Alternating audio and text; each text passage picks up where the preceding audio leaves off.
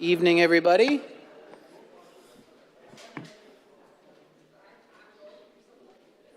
Focus, let me know when we're good. Okay, thank you. Good evening, everyone. Welcome to Springfield City Hall, City Council Chambers. Today is Monday, February 10th. The time is 7:01. This is a regular meeting of the Springfield City Council. I'm going to start the meeting by please asking the clerk to call the roll.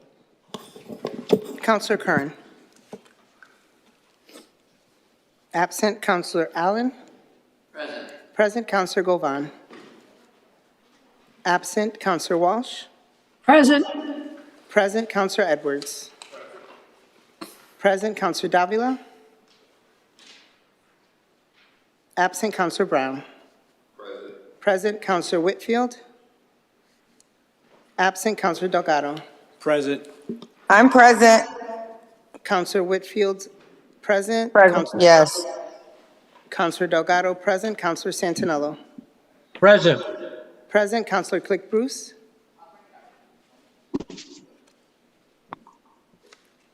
Absent Councillor Perez. Present Councillor Fenton. Present. Will the council and our guests please rise for a moment of silence? Councillor Delgado is going to dedicate tonight's moment of silence. Thank you, Mr. President. I just ask that we take a moment of silence for the many lives that were lost over the last couple of weeks with the plane and helicopter crashes, multiple ones all over the country. Thank you. Please remain standing for the Pledge of Allegiance.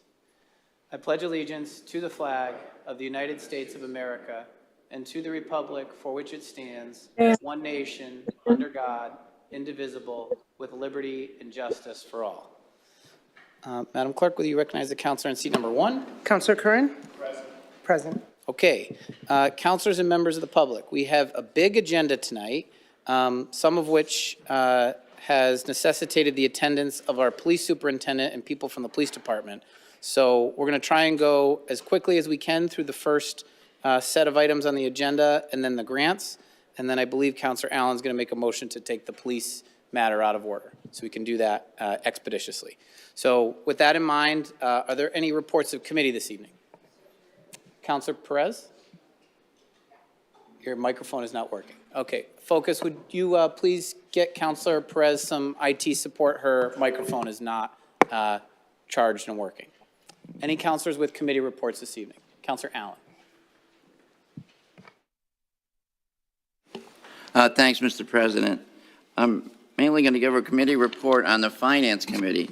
We met a week ago today in a kind of a regular Finance Committee meeting, one that we added to the schedule. Today was the one we normally do before the meeting.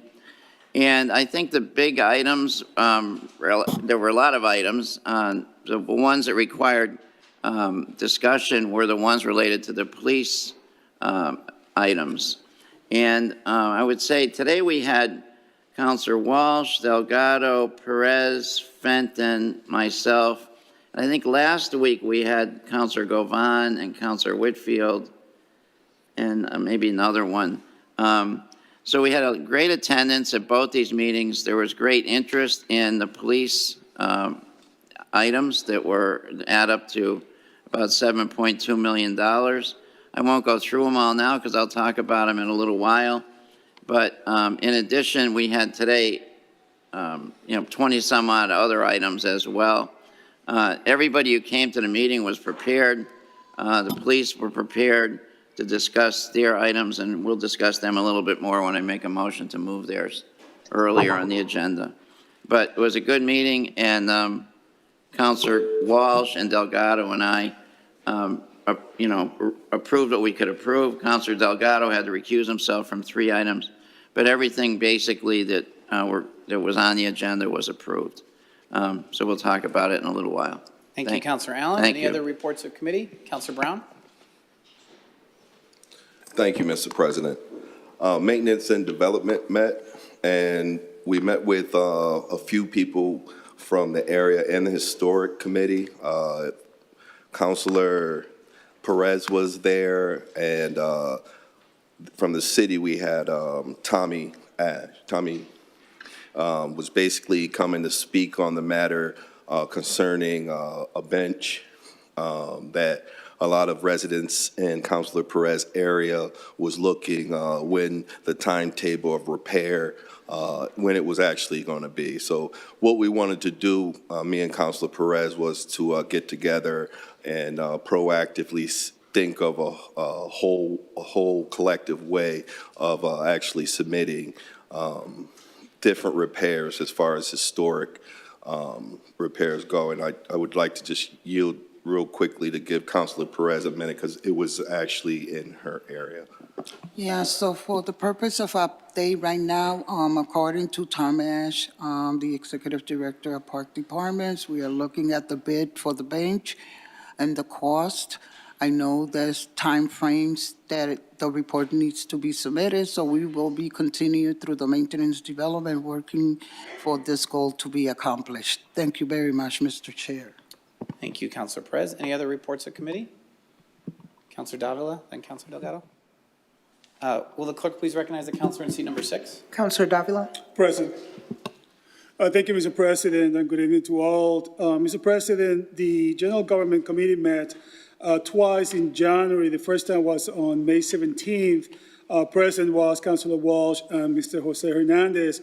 And we discussed the new up and running senior tax work-off program. In that program, there's going to be a total of about 20 people who are going to be involved, and they're going to be able to work and get up to $1,000 in their property tax as a write-off, which is going to be a great assistance to our seniors. We also met on January 27th, Mr. President, and regarding the confirmation of Mr. Mike Langoni to the Springfield Development Authority, and I do believe Mr. Langoni is here. Mr. Langoni is present, and we're going to be hearing him shortly. We also met with the Pilot Revenue Committee. We met today.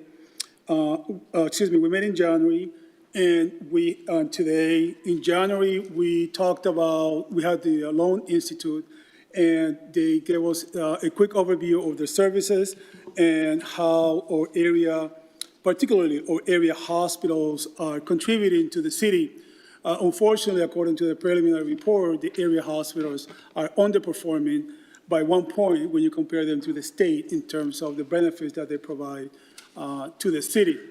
We met today also, the Pilot Revenue Committee, and we had the Collins Center, and they talked also about the services, how they can help us to develop policies and procedures and how to better guide the Pilot Revenue Committee for the future so that payments in lieu of taxes can be made to the city.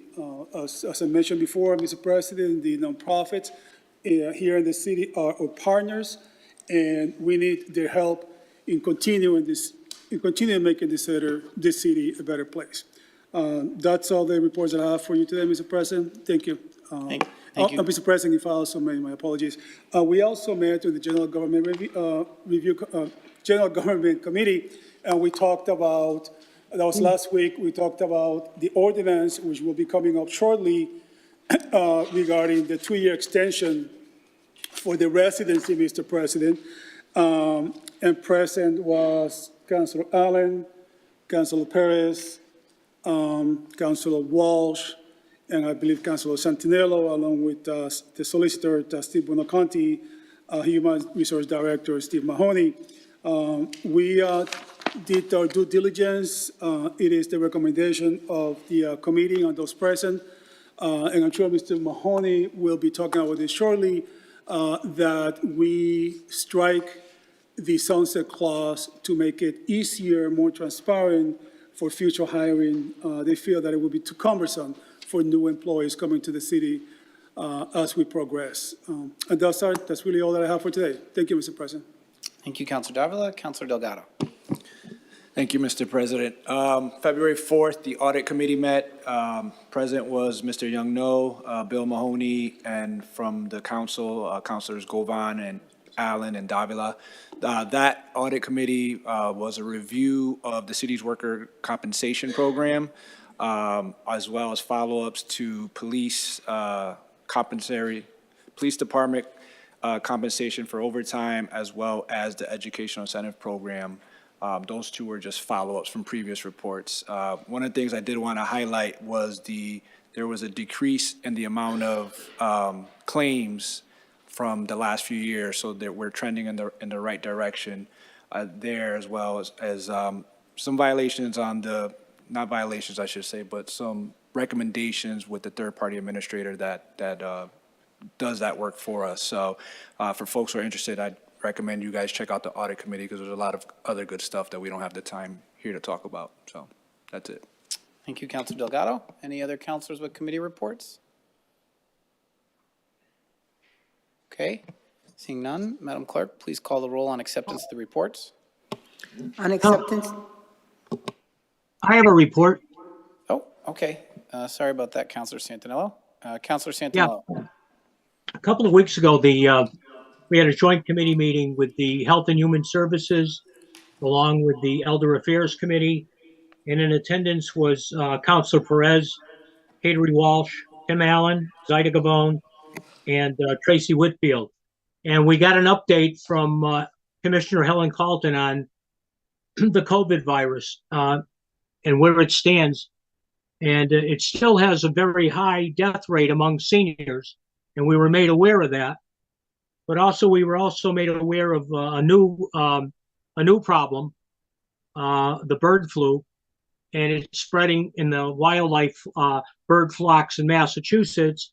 And then just last week, we learned that there's a new potential flu coming in Alabama called the shrew flu. And so we put together a meeting. We scheduled a meeting for last week, and unfortunately, the snowstorm hit. So we canceled that, but we have to have an emergency meeting as quickly as possible to get up to date on the bird flu and also this new potential flu in Alabama that may cause a pandemic in the future. Thank you. Thank you, Councilor Santinello. Okay, Madam Clerk, please call the roll on acceptance of the committee reports. on acceptance of reports, Councilor Curran. Yes. Yes, Councilor Allen. Yes, Councilor Govan, absent. Councilor Walsh. yes, Yes, Councilor Edwards. Yes. Yes, Councilor Davila. Yes. Yes, Councilor Brown. Yes. Yes, Councilor Whitfield. Yes. Yes, Councilor Delgado. Yes. Yes, Councilor Santinello. Yes. Yes, Councilor Click Bruce, absent. Councilor Perez. Yes, Councilor Fenton. Yes, more than sufficient. Committee reports are accepted. Item number Thank one, you. Madam Clerk. Item number one is confirmation of Michael Langoni to the SRA Board. Mr. Langoni, would you mind coming up to the podium, please? Councilor Davila. Thank you, Mr. President. Good evening, Mr. Langoni. Good to see you. Before I turn it over to Mr. Langoni for questioning, Mr. President, I would like to say, as I mentioned in my initial report, that the general government met and they supported his appointment to the Springfield Redevelopment Authority. If I may briefly say, Mr. President, that Mr. Langoni has been a member of the Plumbers and Pipe Fitters Local 104 for over 27 years. He graduated Cathedral High School and has an associate degree from STCC. He has worked in many bunch of apprenticeships throughout the city, and is currently an engaged community member here in the city. He is now working as a business manager for the union for the plumber and pipe fitters. And I think it would be best if Mr. Langoni himself will introduce himself to the members for this appointment. Mr. Langoni? Mike, you got to turn your microphone on, please. It's the little icon with the face. There you go. Can you hear me? Thank you. I think I know most of the counselors, but again, I'm Mike Langoni. Counselor Davila pretty much summed it up in our previous Zoom meeting that we had. I'm a lifelong resident of the city. I grew up in Hungry Hill and bought a house in 1998 in East Forest Park on Chalmers Street. Spent my whole life as a city resident. Been in construction in the union with the plumbers and pipe fitters. Started my apprenticeship in 1997. Graduated, started teaching the trade right away to our apprentices, became the training director and ran the apprenticeship program for 10 to 12 years, and Been the business manager, financial secretary for the Plumbers and Pipe Fitters Union for the last 13 years. I got a call to fill the open seat for the SRA and willing to do it, and I look forward to helping any way I can. Thank you, Mr. Langoni. Any comments or questions from the council regarding the appointment? Councilor Brown. Thank you, Mr. President. I would be remiss to talk in support of Mike. I've known him for probably over 40 years. We went to Cathedral together. We both are Cathedral graduates. He has very high character, a very good person as far as a family man and to the community. I think this is a very good pick, and I wish him luck. Thank you, Mr. President. Thank you, Councilor Brown. Any other councilors? Okay, seeing none. Madam Clerk, please call the roll. On approval of the confirmation, Councilor Curran. Yes. Yes, Councilor Allen. Yes. Yes, Councilor Govan. Absent, Councilor Walsh. Yes. Yes, Councilor Edwards. Yes. Yes, Councilor Davila. Yes. Yes, Councilor Brown. Yes. Yes, Councilor Whitfield. Yes. Yes, Councilor Delgado. Yes. Yes, Councilor Santinello. Yes. Yes, Councilor Click Bruce. Absent, Councilor Perez. Yes, Councilor Fenton. Yes, more than sufficient. Appointment is confirmed. Congratulations. Thank you for your service. Okay. Next item, Madam Clerk, item number 2, please. Item number 2 is a confirmation of the reappointment of Young No as the Director of Internal Audit. Mr. No, thank you. Please step forward. Councilor Delgado, would you like to say a few words about this? I would just say I've had the pleasure of working with Mr. No for the last year as the chair of the audit committee. I think his work is on point. He's flagging a lot of really good stuff for us, and I think, this is something that we should do. Thank you, Councilor Delgado. Mr. No? Thank you, Mr. President. Good evening, councilors. I am here tonight to seek your confirmation for my reappointment as the Director of Internal Audit, a role that I've had the privilege of serving for the past 10 years. I am grateful to Mayor Sarno for this opportunity and for his continued trust in me. I am passionate about serving the city and advancing the mission of the Office of Internal Audit, which is to help city departments improve their operations and to prevent and detect fraud, waste, and abuse. I thank you for your time and consideration, and I welcome any questions you may have. Thank you very much. Any comments or questions from the council? Councilor Allen? I have a comment. Okay, we'll get to you. 1 second, Councilor Santinello. Councilor Allen? Young, no, great job. You are in a lot of meetings where we're not all on the same page. I don't mean that we're all not disagreeing, you're bringing us aware, making us aware of things that we should know, and I think you do a great job of that, staying on top of it and staying on track. The auditing position is a tough position to be in, and appreciate the professionalism you bring to it. Thank you. Thank you, Councilor Allen. Okay, Councilor Whitfield? Thank you, Mr. President. Hi, Young No.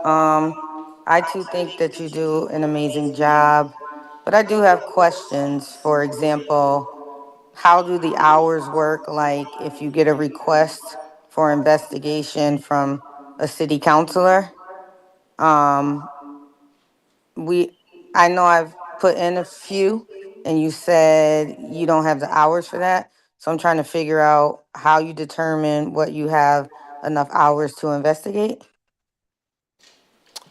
Yes, so we entertain all requests, whether it's from the public, city council, city management, and we determine what impact that audit may have on the city.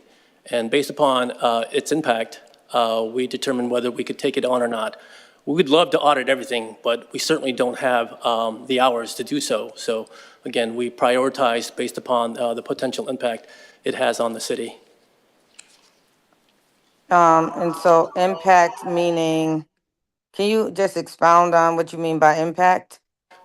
Primarily, we have a risk assessment model that we use to determine the potential impact.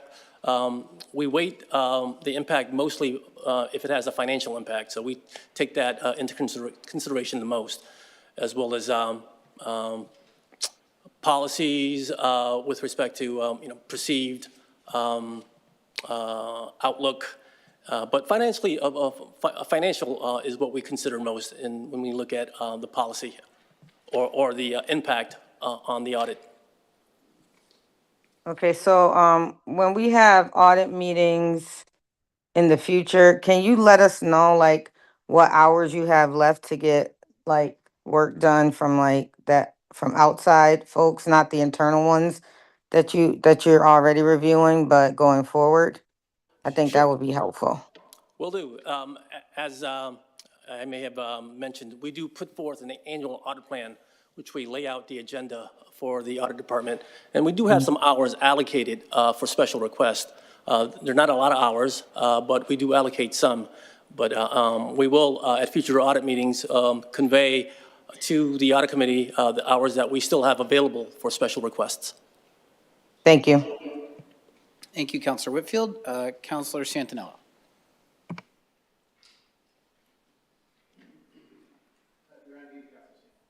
Councilor Santinello, you're on mute.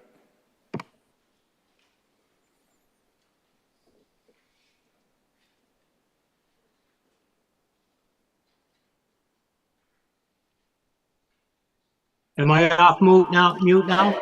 Yes, we can hear you. Okay. I just want to say that I've come across Mr. No's work as a park commissioner over the years. He's a man of high integrity and hard work, and I'm going to vote for him tonight. Thank you, Councilor. Councilor Walsh. Thank you, Mr. President. And listening to Councilor Santinello, that's really about what I wanted to say. I've worked with Mr. No before, and I've always been impressed with his dedication to doing the best thing for the city. I think he's an excellent appointment, and I am going to support his reappointment tonight. Thank you, Councilor Walsh. Any other councilors on the confirmation of the appointment? Okay, seeing none, Madam Clerk, please call the roll. On the reappointment, Councilor Curran. Yes. Yes, Councilor Allen. Yes. Yes, Councilor Govan. Absent, Councilor Walsh. Yes. Yes, Councilor Edwards. Yes. Yes, Councilor Davila. Yes. Yes, Councilor Brown. Yes. Yes, Councilor Whitfield. Yes. Yes, Councilor Delgado. Yes. Yes, Councilor Santinello. Yes. Yes, Councilor Click Bruce. Absent, Councilor Perez. Yes. Yes, Councilor Fenton. Yes, more than sufficient. Appointment confirmed. Congratulations. Thank you for your service. Okay.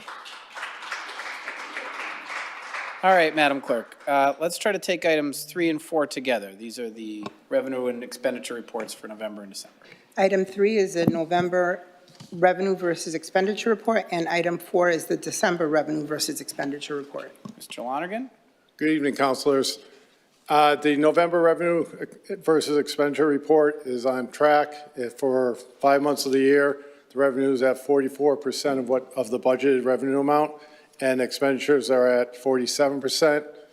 And in December, the revenue is 50%, and the expenditures are 54% of the budget. Please note that the expenditures are higher, as we state all the time, from the pension, large pension, and it levels out throughout the year. Thank you, Mr. Lonergan. Any questions regarding the reports? Okay, seeing none, Madam Clerk, please call the roll on. Oh, Councilor Santinello. Yeah. Just an observation, if I could. The Speaker of the House today is very concerned about the potential shortfalls of monies coming back to the state of Massachusetts. Will that have an impact on Springfield, and when? Honestly, I don't know if it's going to, when it's going to have an impact. If there's cuts to the state through grants, et cetera, from the feds, it inevitably will come down. I just don't know what time frame that is. Thank you. Thank you, Councilor Santinello. Okay, Madam Clerk, please call the roll on acceptance of the reports. On acceptance of the reports, Councilor Curran. Yes. Yes, Councilor Allen. Yes. Yes, Councilor Govan. Absent, Councilor Walsh. Yes.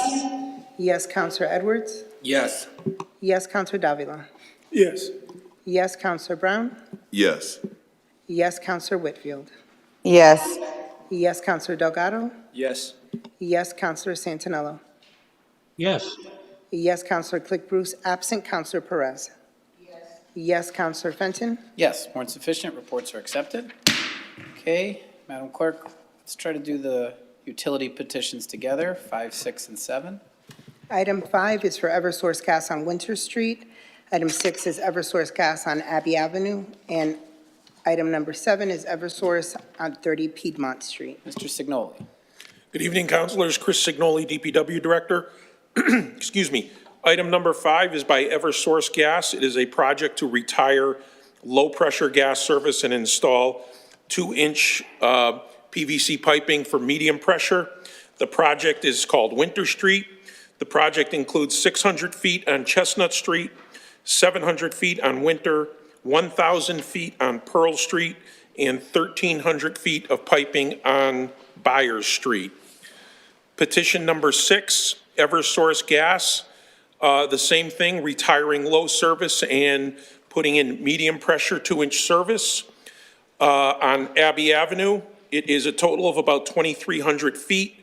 1,600 feet is Abbey Avenue, 700 feet on Plainfield Street, and about 50 feet on Roland Street to connect into the system. The petition number 7 is for Eversource Electric to install a new electric pole in the right-of-way in front of 30 Piedmont Street to be able to service that property. Thank you, Mr. Signoli. Any comments or questions from the council on the petitions? Councilor Brown? Thank you, Mr. President. Chris, I had just a quick question as far as Eversource go. Is there ever a way to schedule a meeting with somebody of the actual who runs who runs the division or something?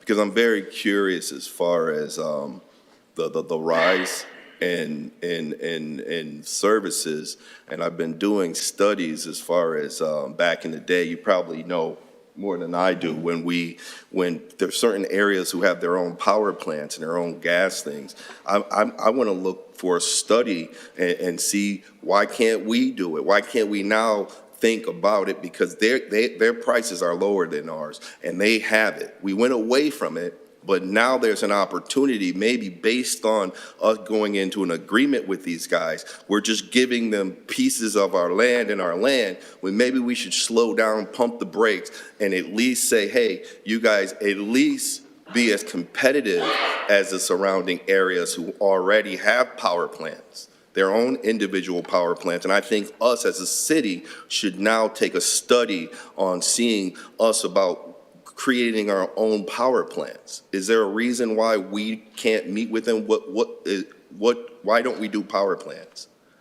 If you would like to set that up, Counselor, if you're interested, whether it's gas or on the electric side, let me know, and we can set up a meeting through Maintenance and Development and have the proper officials from Eversource there.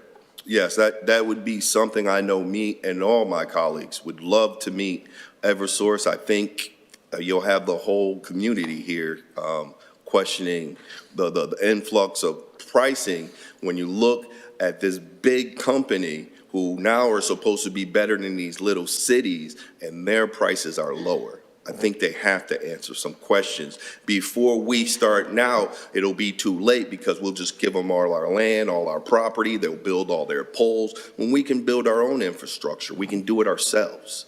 And give our constituents a chance to either say, hey, we want Eversource, or we want Springfield Gas and Electric. Yeah, whatever you'd like to do that, contact me and I'll set that up. Thank you. Thank you, Mr. President. Thank you, Councilor Brown. Any other councilors? Councilor Perez? Yes, and I have to echo what my colleague Brown is saying. One of the biggest problems that I'm hearing from my constituents is the supplier is higher than the electricity that's being observed. So I think, yes, we need to look at that at this point. Thank you, Mr. President. Thank you, Councilor Perez. Any other councilors on the utility petitions? Okay, seeing none, Madam Clerk, please call the roll. On approval of the petitions, Counselor Kern. Yes. Yes, Counselor Allen. Yes. Yes, Counselor Govan, absent Counselor Walsh. Yes. Yes, Counselor Edwards. Yes. Yes, Counselor Davila. Yes. Yes, Counselor Brown. Yes. Yes, Counselor Whitfield. Yes. Yes, Counselor Delgado. Yes. Yes, Counselor Santinello. Yes. Yes, Counselor Click Bruce, absent. Counselor Perez. Yes. Yes, Counselor Fenton. Yes, more than sufficient. Petitions are approved. Okay. Madam Clerk, items 8 through 21 are below our threshold. So if you could please call all of those grants together, please. This is going to be a satisfying vote. 8 through 21. All together. Thank goodness we have that rule. Item 8 is a donation of goods to HHS. Item 9 is a donation of goods to veterans. Item 10 is a donation of goods to Elder Affairs from Big Y Food, Inc. Item 11 is Elder Affairs donation in the amount of $2,000. Item 12 is a Parks donation in the amount of $2,381.70, no match required. Item 13 is a TJO donation in the amount of $6,600. Item 14 is an HHS Workforce Retention Grant, no match required, in the amount of $18,934.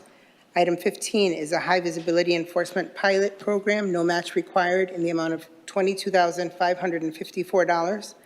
Item number 16 is a Project Safe Neighborhood Grant, no match required, in the amount of $30,000.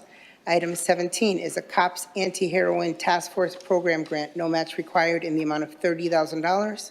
Item 18 is an FY25 Council on Aging Grant Amendment Increase, no match required, in the amount of $30,561. Item number 19 is an FY25 Firefighter Safety Equipment Grant, no match required, in the amount of $35,521.67. Item number 20 is an FY25 DPW Recycling Dividends Program Grant, no match required, in the amount of $58,500. And lastly, item number 21 is an FY25 East Springfield Construction Planning and Design Grant, match required, in the amount of $100,000. Okay. Our rules stipulate that we will forego debate and go right to a vote on this, but Counselor Whitfield, I see your hand is raised. Do you have a question? Yes, thank you. I do, because I know that's the rule, but I don't know what high visibility grant is for, I think it's 16. And I just want more information on that, or 15. Okay, well, we do instruct department heads that if their grant is less than $100,000, that they need not come or be prepared to present. So I'm not sure that there's anyone here to speak on that tonight, Council. It's a bunch of police in the audience and no one's here to speak on the high I visibility didn't say that. enforcement. I did not say that. Oh, I said that okay. our rules stipulate that we would instruct department heads that they need not be here if their amount is less than 100,000. If you want, and the council will agree and no one objects, then we would, we could allow Councilor Whitfield to see if there's someone here that could speak on these items. Does anybody object to Councilor Whitfield doing that at this time? Okay. Councilor Whitfield, Councilor That's Walsh. just the only one. I just don't, Which I just one? would like to know what it is. Which item number is it, Councilor Whitfield? 16? Okay, and what would you, is there anyone here that can? 15, I'm sorry, 15. Point of information, Mr. President, we discussed this one because it's giving tickets for people that pass school buses, and I think Councilor Allen can speak to it. Okay, so Councilor Whitfield has the floor.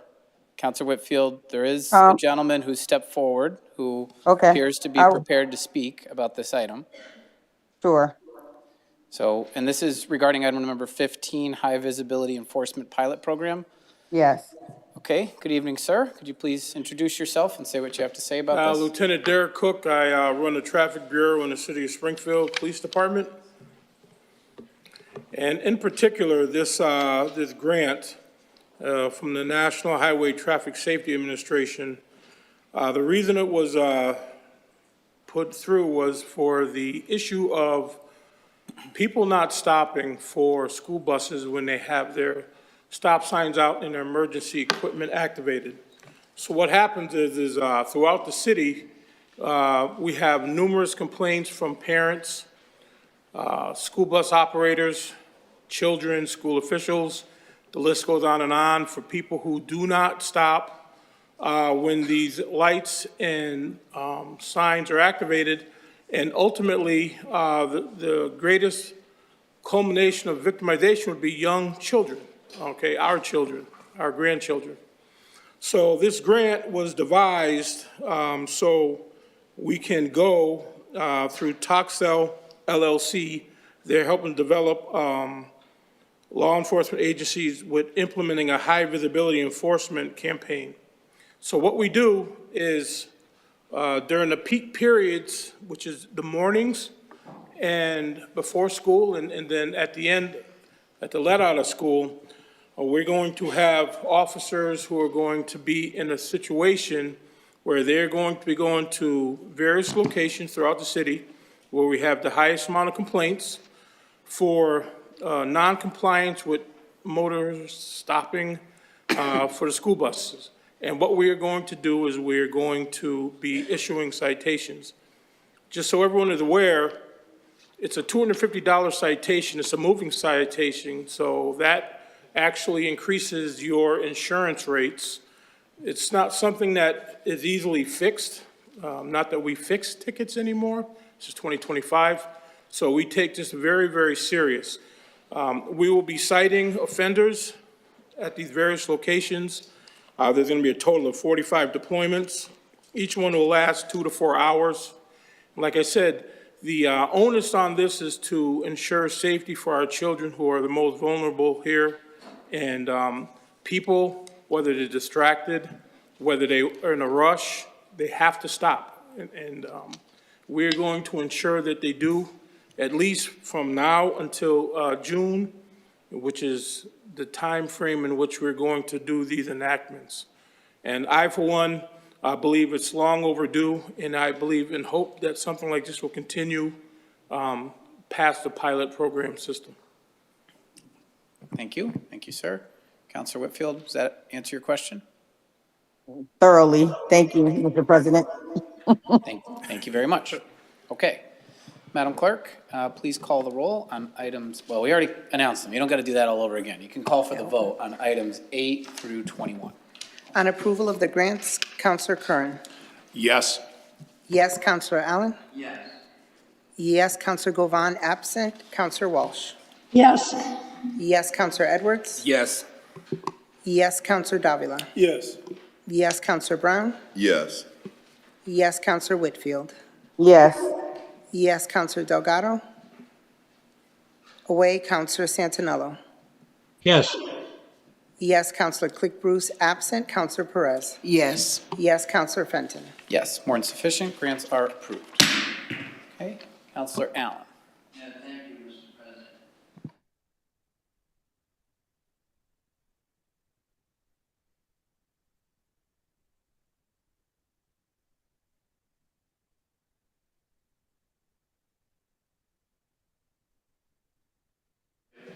To improve the technology, the body cameras, the tasers, et cetera, from the police department.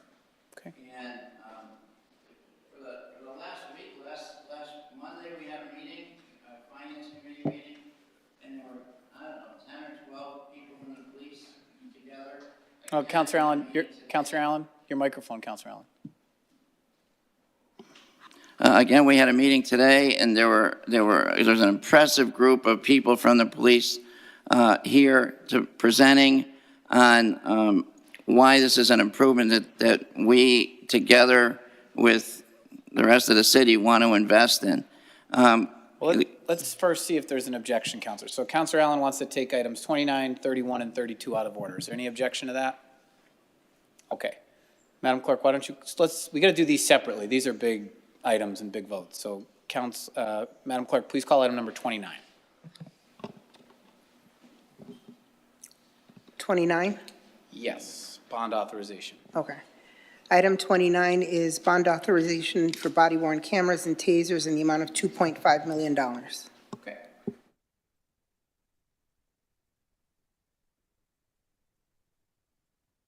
Oh, sorry, I was speaking without my microphone. Put your microphone on, please. As I said in the subcommittee meetings, I will be requesting $2.5 million in the bond authorization to pay the total cost for the cameras, tasers, the new software, the storage is $7.2 million. And we put together a funding package working with the police department and the finance team. And the first amount of that is 2.5 million for bonding. We could have bonded for 3 million or 3.1, and that's just for equipment. But we're trying to keep our bonding to a minimum also, because in the end, that increases our general fund budget when we issue debt. So we are asking for your approval on a bond authorization for $2.5 million. Thank you. Superintendent, would you like to address the matter?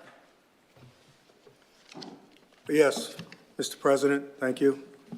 Madam Vice President and all the rest of the city councilors. First, I want to thank you for allowing me and my team to take the time to talk about this, which we feel is very important to the presence and the future of the Springfield Police Department and the city as a whole.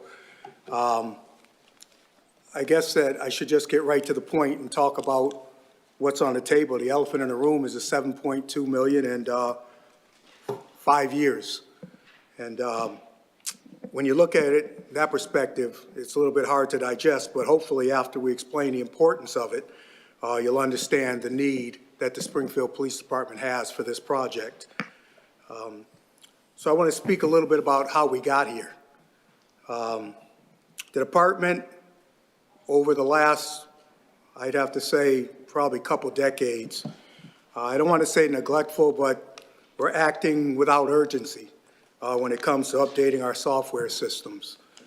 In many areas, we're still stuck in the 20th century. And our records management system, it hasn't been updated since probably 1994, 1995, unless it was a piecemeal solution just to get us by. And we constantly use programs for things that they're not built to be used for, but we always find a way just to make it work. We continuously play catch up, and we have to buy new software in one area just to make another area work. But it can't be used for everything unless we purchase our application programmable interface software, which is another huge expense. And what I'm looking to do is to bring our department into the 21st century. You know, I just want to tie up all of the loose ends that we have so we can function as a better department. So over the past 5 years, since body-worn cameras have become our norm, we've made significant progress in the complaints by the public and also reducing our bad behavior by some of our police officers. And that's why we have to be sure that we have the best product that's out there on the market, because it's very important to me and to my department to make sure that we continue this positive trend. So we have right now a product, it's called G-Tech. And we've had them for the last 5 years, and that contract is expiring. And to put it bluntly, that G-Tech product is just not up to par. It's not doing the things that we need them to do. And it's to the point we're returning 2 cameras a week just to come in for repair. Their software updates are not keeping up with our needs, and their customer service has a lot to be desired. So because of these concerns, about 8 months ago, I put together a body-worn camera committee, and it was formed to solve these issues, or to try to solve these issues. Also to try to determine what we're going to do with the body-worn camera, seeing that the contract was coming to an end. So what we realized, the committee realized that there was more than just body-worn cameras to talk about, considering that our tasers were also, we needed to update our taser program. And that was also, the contract was coming to an end. So what we did is we decided that we were going to develop a department-wide technology advancement and integration project. And the reason for this is because the department has been working in silos for many years. We've had the body-worn camera division. They just handle body-worn cameras, and they look at it and say, okay, our body-worn camera contract is coming to an end. We have to correct that, and we have to find a new contract. Then we would have our taser program, which was handled by our academy. They would just look at our tasers and say, oh, our tasers are coming, the contract coming to an end, we want to upgrade, and we want to better our tasers. Then we had our IT department. That's once again, acting separately. And they're dealing with both of those programs, also every software program for the Springfield Police Department. And we can't continue to work in silos. So what we're trying to do is we're trying to come together, and we're bringing everything together in one package. And that way, we get rid of the silos, one hand knows what the other one is doing, because if we continue in this route, it's going to cost us millions more to continue at this rate, and we just can't do that. I won't allow that to happen on my watch. I just don't want that to happen. So other than G-Tech, the body-worn camera company that we're working with, there were two other major vendors who we solicited, and that was Motorola and Axon. And Axon, our sales representative from the company, was good enough to come here today just in case there was anything that came up that he could answer that some of my subject matter experts may not have the answers to. But both Motorola and Axon, they provide superior body-worn camera and far superior than G-Tech, who we use right now. So Axon is a sole source provider. And what I mean by that is they offer us tasers, they offer us body-worn cameras, and they offer us all the software that comes with it. None of the other companies do that. And if we were to continue doing what we're doing using G-Tech and piecemealing everything else, G-Tech for body-worn cameras, Axon for tasers, someone else for other softwares, it would cost us millions more than the $7.2 million if we continued in that route. And that's where the bundle cost of $7.2 million comes in over a 5-year period. And it's not only for services, and it's not only for software. It's also for an increase in our hardware. So when we first signed on to this, approximately 5 to 6 years ago, we had 511 body cameras, and we want to increase that to 550 body-worn cameras. When we signed on 5 to 6 years ago, we had 100 tasers. We want to increase that to 350 tasers. And I think that we need to do that because we need to equip all of our officers with this hardware in order to make sure that everyone can do the things that they need to do on the street and not just sign out depending on who needs it at what time. We need everyone to have that. If you look at the complete bundle cost, Axon, which is being the best, what we feel is the best available, we'll save a couple million at least, compared to Motorola, who's the next best. So without getting back into so many of the numbers, and for the, to save time here, I'll just sum it up by saying that, the police department, we recommend the Axon proposal, and we think it would be the most valuable to our company. And after the 8 months of research with the 3 companies, G-Tech, once again, we do not want to return to them because their product is not up to par. Motorola and Axon, the committee decided that Axon met all 3 of the needs that we need. Once again, the body-worn cameras, the tasers, and all the software that we're going to need. We also determined that over the last 5 years, using the G-Tech body-worn systems, we found that Axon's compatibility, the software and communication issues far above any of the others, and that's why we want to go that route. Motorola doesn't have the software to integrate with our professional standards unit and the software to implement with our DOJ settlement agreement, which is very important to us because we're doing a great job with our DOJ consent decree, and if all goes well, we should be in compliance in a very few months. So, and I don't want to slow that down. That's one of our main priorities, and this software is going to help us to continue in that direction. Also, Axon, they're already the current vendor for our tasers, but it's 5-year contract. It ends in April. And so they've offered us this bundled package that would save us a lot more money. In addition to Axon's body-worn cameras and taser software, their proposal provides us with a suite of updated software products that allow us, once again, for our professional standards unit to achieve and maintain compliance with the DOJ settlement agreement by improving, streamlining, and tracking required policies, procedures, and compliance metrics over the next 5 years. So Axon put together the package. We like the package. It's going to save us a lot of money. It's going to do a lot of things for us that we've never been able to do before. It's going to pull everything into one place. It's going to get everyone out of their own silos, and we're looking forward to it. And I would just hope that the council would agree and understand where we're coming from. I have to pull this department into the 21st century, and the way we've done things in the past, it's about time to change. And, you know, myself and my body-worn camera team and the rest of these officers that are standing here tonight, they're all subject matter experts in their own way, and I hope that you'll just understand what we're trying to do and you'll vote to the positive for it. Thank you. Thank you, Superintendent. Any comments or questions from the council? Councilor Delgado? Thank you, Mr. President. Just some comments. I just want to give kudos to Superintendent Akers, his team, as well as Kathy Bono for the explanations that they've given us over the last several meetings that we had on this. I, for one, when I saw the 7.5 total package, was a sticker shock. But the way they've laid it out and broke it down, it makes sense and number sense.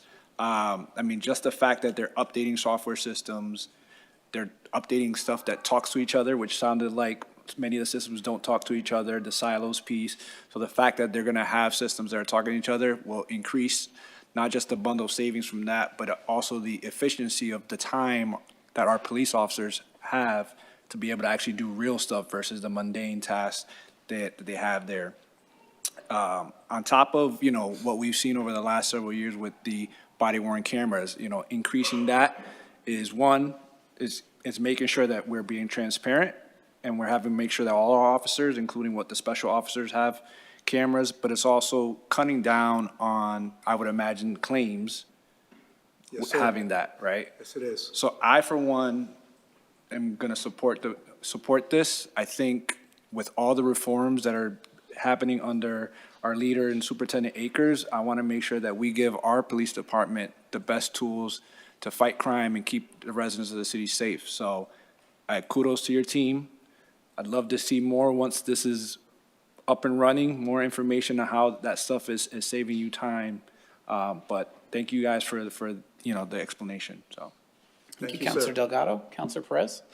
Yes, I want to give thanks to Captain Miller because I have the same concern that my colleague Jose Delgado had this morning, and by explaining, and also as being part of the consent decree advocator, I wanted to see the recommendation from DOJ, and when he finished explaining it, I totally understand the.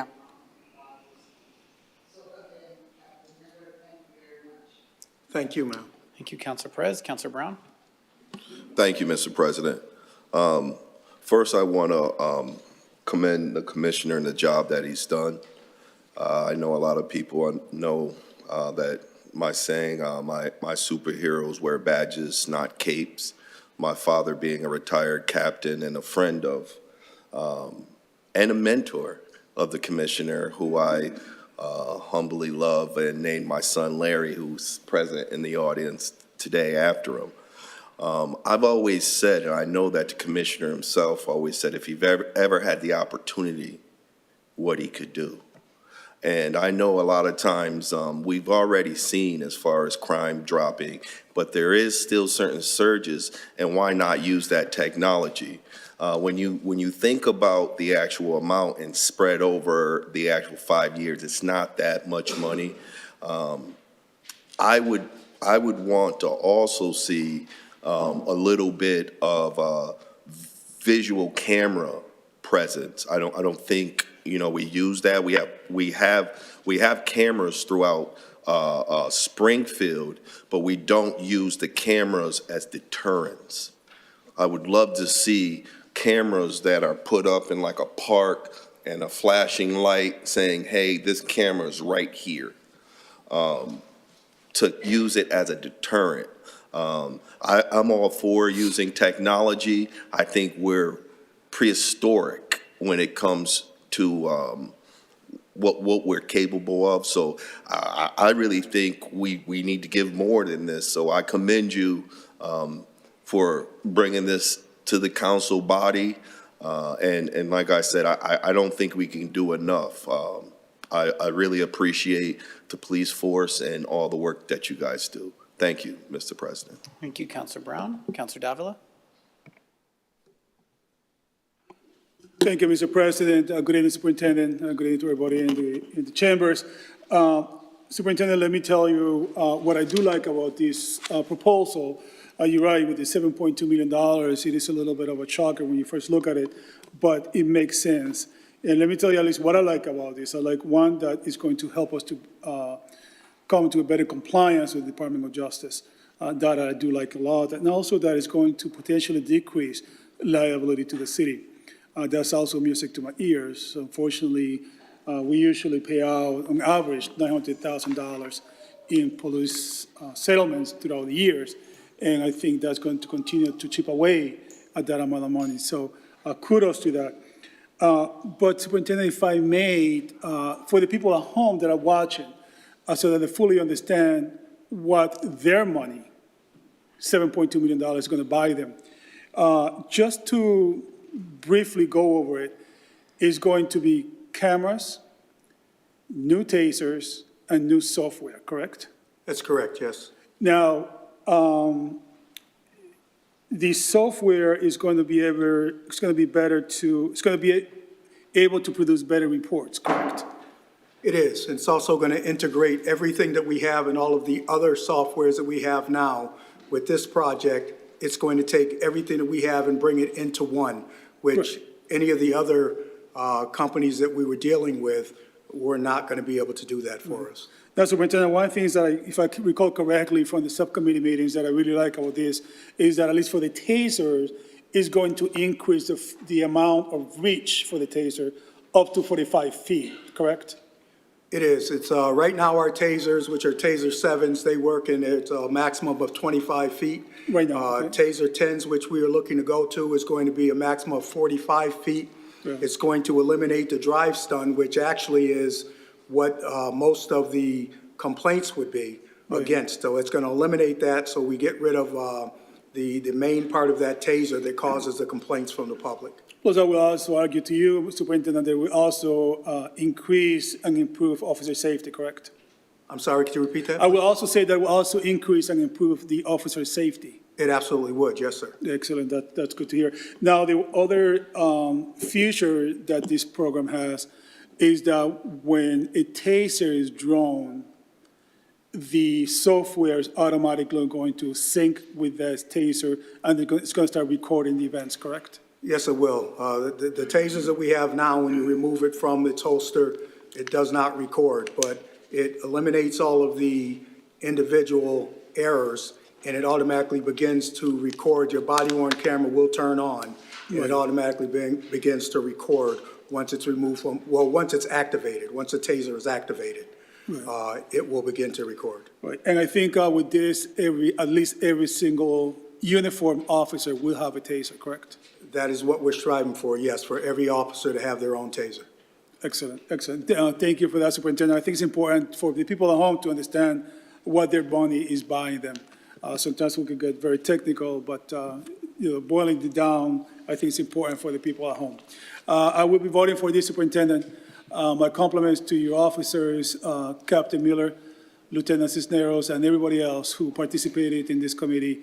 Really, this is really bringing the police department into the next phase, into making our police department the best police department in the country.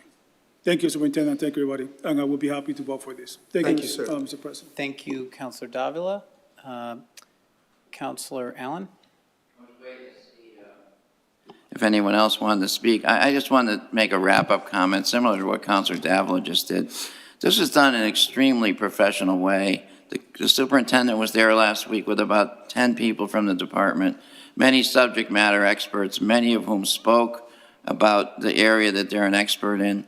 Again, today we had our regular finance meeting before this meeting, and again, it gave me great confidence in our department to hear how committed they were to this as a team and how professional they were in their presentation, and the compliments to the superintendent and seeing some of the technology value that there is in in doing an upgrade, that everything's in sync with everything else. So I just wanted to make that comment, that appreciate all the effort you've put into it, and appreciate you showing up here 2 times as we consider it for voting tonight. Thank you. Thank you, Councilor Allen. Councilor Whitfield? Thank you, Mr. President. I went to the first subcommittee meeting, so I was already in support of this funding and the 5-year contract. I do have a couple of questions, though, for the superintendent.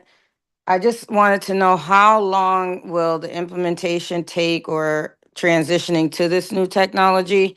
And then how long will it take to get all of the officers trained? Do they have to be retrained on the technology? I just have those type of questions. Well, if we sign our contract by March 24th, we will be up and ready to go when the contracts expire that we are currently under right now, April 1st. I believe it's April 1st. And we'll be up and running and ready to go with all training, all equipment, all software, and everything changed over from our present company that we're working with right now. So we should have 0 lapse time. So in like a 2-week time frame, everyone's going to be trained and the new software will be transitioned over? No, I would have to say it would probably be more like a month, because once we sign the contract with Axon, if that does happen, that would be at the end of March, and it would be at the end of April that the contract would expire, and we'll make sure that by the beginning of May that we're ready to go. So it'll probably be about a month from that time. But in that time, we'll be doing our trainings. We'll be training everyone up. Axon will come in and they'll do everything that they need to do to make this happen. And you said all of the officers will now have the body-worn cameras? Well, all of the officers have body-worn cameras now. What they're going to have is a much better camera, an upgraded camera, and we're going to continue that because we need everyone to have body-worn cameras. Okay, thank you. I just wanted to know the transition time, so thank you for that. I was supporting it from the beginning. Thanks. Thank you, Councilor Whitfield. Councilor Walsh? Just have to unmute myself. Thank you, Mr. President. And Superintendent, I'd like to thank you for your presentation tonight. And it's, it's very heartwarming to see so many of your officers down here supporting you. And I think it's very important for us as a council to do everything we can to make sure that the superintendent has all the tools he needs, not only to make the community safe, but to make his officers safe. And I think that better body-worn cameras will not only be good for us, but it will certainly be good for the police department, might even reduce some litigation. So I plan on supporting all 3 orders tonight, and I'd like to thank them all for their service. And that's it.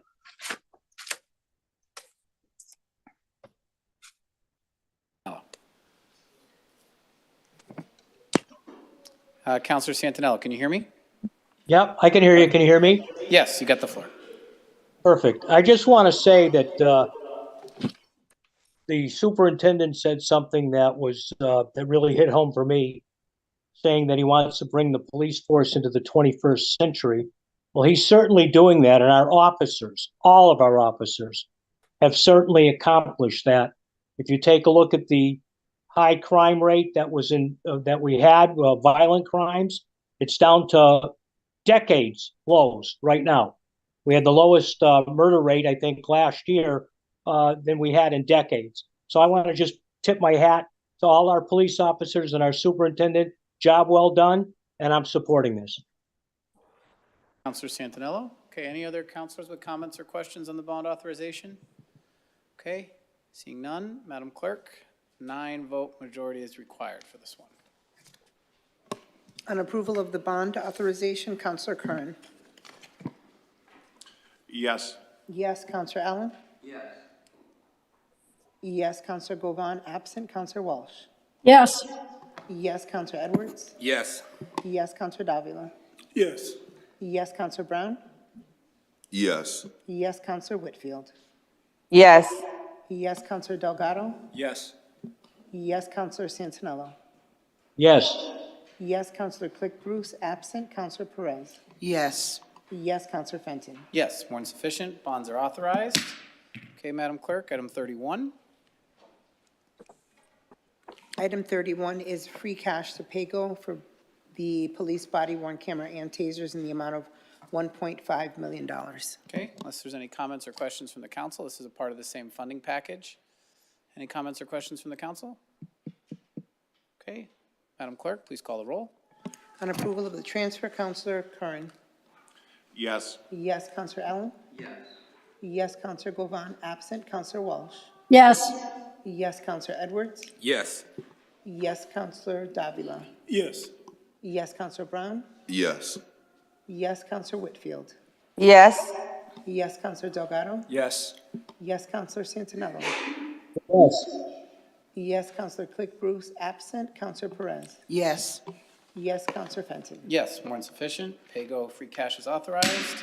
Item number 32, Madam Clerk. Item 32 is Police Department approval of the 5-year contract for body-worn cameras, tasers, software, and services. Okay, Madam Clerk, please call the roll. On approval, Counselor Curran. Yes. Yes, Counselor Allen. Yes. Yes, Counselor Govan, absent. Counselor Walsh. Yes. Yes, Counselor Edwards. Yes. Yes, Counselor Davila. Yes. Yes, Counselor Brown. Yes. Yes, Counselor Whitfield. Yes. Yes, Counselor Delgado. Yes. Yes, Counselor Santinello. Yes. Yes, Counselor Click Bruce, absent. Counselor Perez. Yes. Yes, Counselor Fenton. Yes, more than sufficient. 5-year contract is approved. Thank you, Superintendent. Thank you, members of the department. Appreciate your time. Thank you. Well done. Okay. Madam Clerk, item number 22, please. Item 22 is DPW FY25 Rural Roadway Program Grant in the amount of $184,721. Okay, Mr. Signoli, good evening.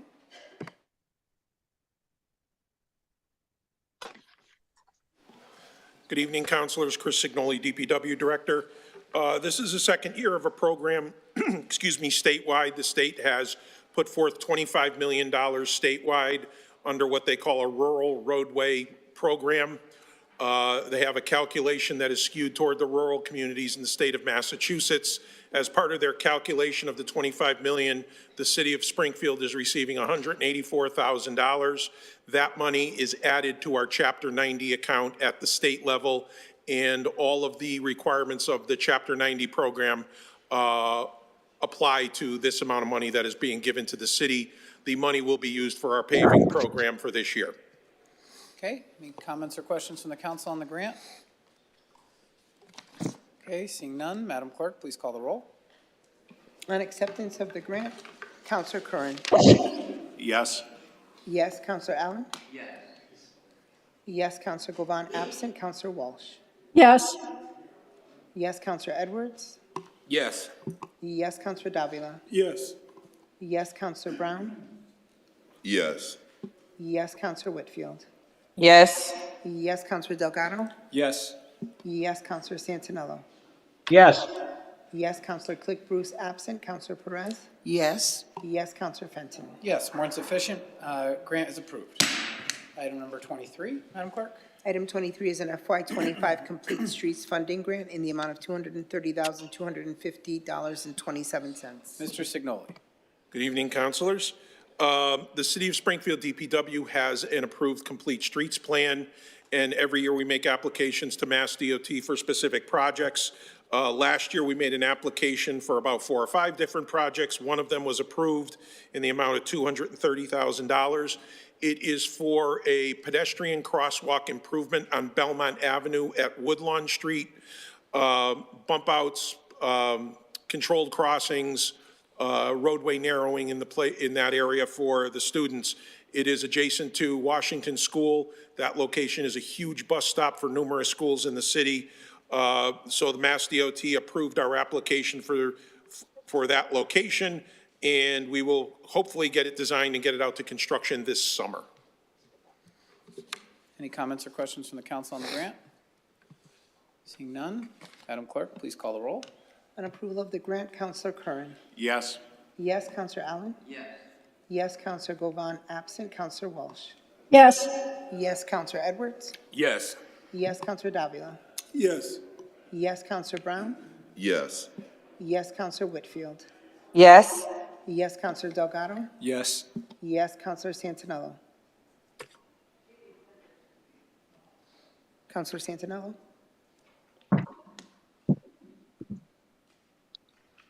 Okay, absent.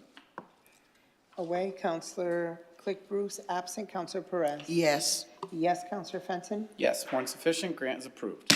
I'd like to be acknowledged as yes, please. Okay, Yes, can you Counselor please Santinello. acknowledge Counselor Santinello as yes for item number 23? Okay, item number 24, Madam Clerk. Item 24 is an FY25 MBLC state aid to public libraries. No match required in the amount of $613,755. Good evening, Ms. Fogarty. To turn your microphone on, please. Thank you. Good evening, thank you. This is state aid to public libraries administered by the Mass Board of Library Commissioners. We apply on an annual basis and have to meet a variety of, be in compliance with a lot of standards for public libraries. And the award amount is based on a per capita distribution. Thank you. Any comments or questions on the grant award? Seeing none, Madam Clerk, please call the roll. On acceptance, Counselor Curran. Yes, Counselor Allen. Yes, Counselor Govan, absent. Counselor Walsh. Yes. Yes, Counselor Edwards.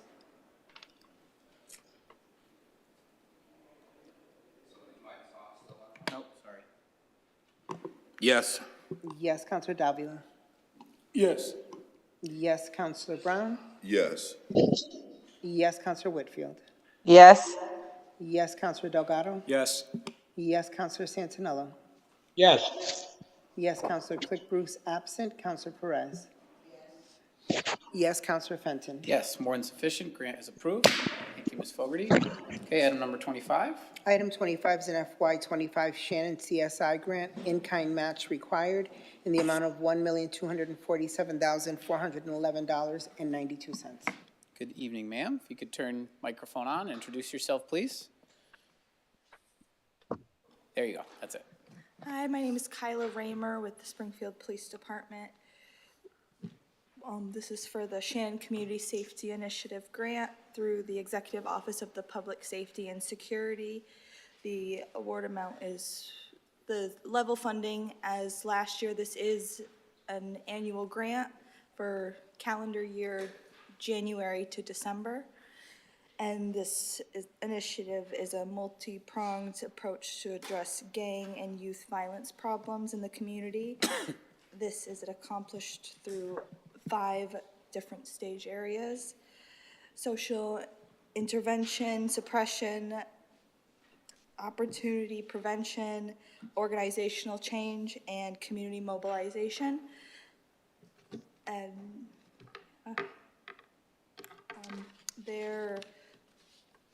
it's separated between the police department and our partner. We have accepted, there are 15 partners this year. There are 2 new ones that we've brought in compared to last year. The award amount is $1,247,411.92. And for the partners, we have designated $852,052.19 for the partners. Thank you very much. Any comments or questions from the council? Okay, Councilor Walsh. Oh, thank you. Let me see if I'm muted. Yes, I did have a couple of questions. I do plan on supporting it, but I'm curious as to whether or not this amount is more or less than we usually receive. Same amount as last year. Okay. Who are the two new partners? It is the Springfield Parks Department and the Dunbar Center, Inc. Okay, and I was wondering what the community mobilization means and how does that work, and who who was mobilizing together?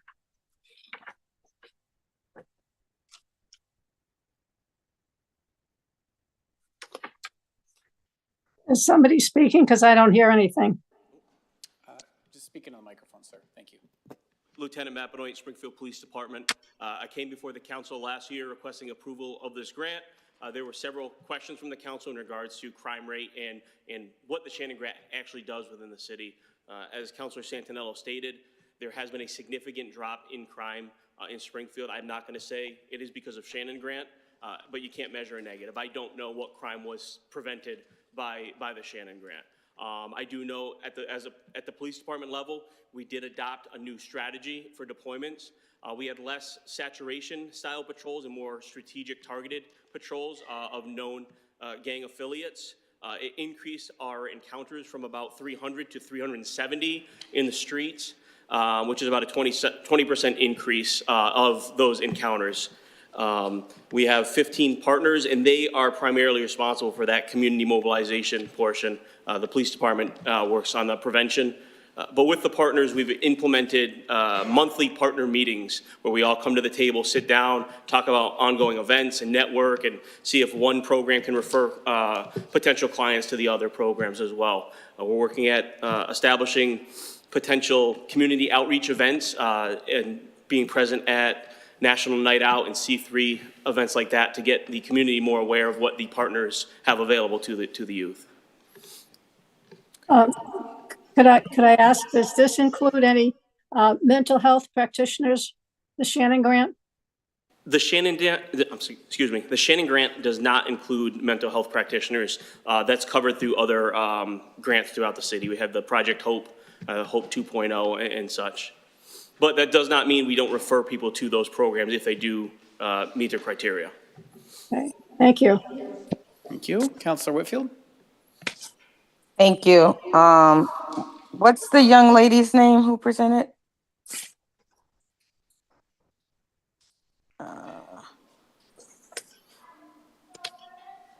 What's her name, Mr. President? Can She just spoke into the microphone, but would you mind saying that again, Kyla? Yeah, I couldn't hear. Kyla Raymer. Oh, Kyla, you did a good job presenting. I do have a couple of questions for you, or I don't know if you're Sergeant or Lieutenant Benoit, but I heard Benoit. I wanted to know how much the two new organizations received and what programs they will be administering.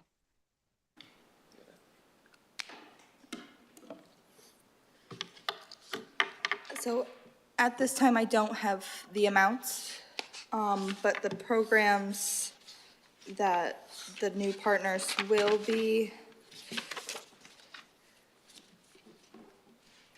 So the Dunbar Community Center will be their creative expression program aims to empower female youth to increase engagement and curb the crime rate through different approaches,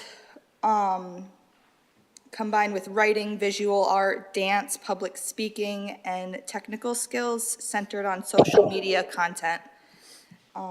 And they'll have thematic workshops led by local industry professionals. And Okay. the Springfield Parks Department, they'll do an anti-violence youth corp, work within the community of the South End to heal those directly and indirectly affected by violence through a series of neighborhood food drives, high-set training in ELS services. And then they'll have counselors work with neighborhood students with social psychology, and they'll combine with UMass Springfield. Okay, thank you.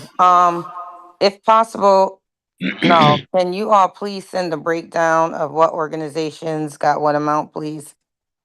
For Yes, our I can. review? Yes, I Okay. can. Thank you.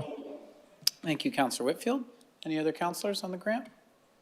Okay, seeing none. Madam Clerk, please call the roll. On acceptance of the grant, Councilor Kern. Yes. Yes, Councilor Allen. Yes. Yes. Counselor Govan absent. Counselor Walsh. Yes. Yes. Counselor Edwards. Yes. Yes. Counselor Davila. Yes. Yes. Counselor Brown. Yes. Yes. Counselor Whitfield. Yes. Yes. Counselor Delgado. Away. Counselor Santinello. Great presentation, yes. Yes. Counselor Click Bruce absent. Counselor Perez. Yes. Yes. Counselor Fenton. Yes, more than sufficient. Grant is approved. Item number 26, Madam Clerk.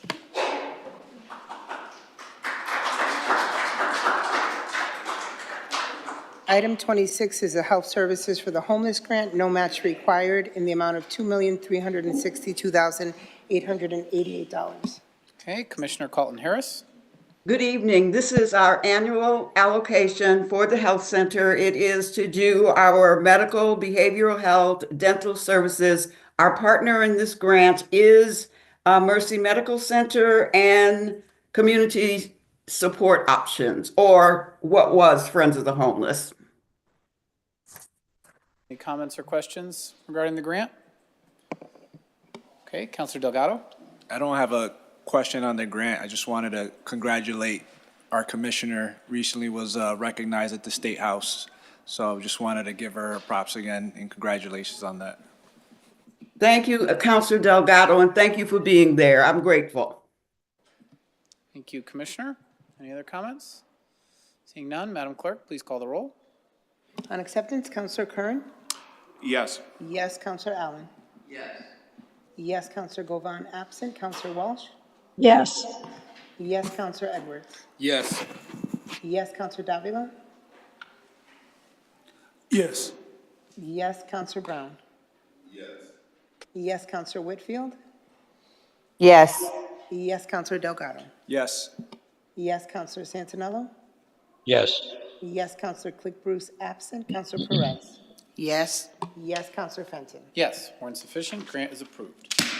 Okay, Madam Clerk, item number 27. Item 27 is for the Parks Department, FY24 Community Project Funding Grant, no match required, in the amount of $4,116,279. Mr. Signoli. Good evening, councilors. Chris Signoli, DPW Director. Last year, the Park Department, primarily with City Forester Alex Sherman, made an application to HUD for $13 million under a program called Union Station Regreening, which was improvements, roadway improvements, landscape improvements around Union Station. The Park Department was awarded $4,116,000 under that program.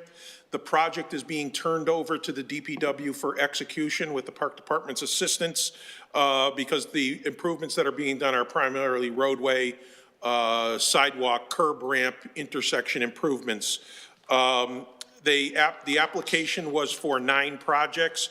We will be executing 5 of them, and it is Lyman Street at Dwight Street, Lyman Street from Chestnut to Dwight, Main Street at Frank B. Murray, Chestnut Street in Liberty, and Chestnut Street at Lyman. And these improvements, as I mentioned, are handicap ramp improvements, sidewalk improvements, bump outs, landscaping, access improvements, especially ADA improvements. The project is out to bid right now for consultants to do the design for construction to occur, in 26.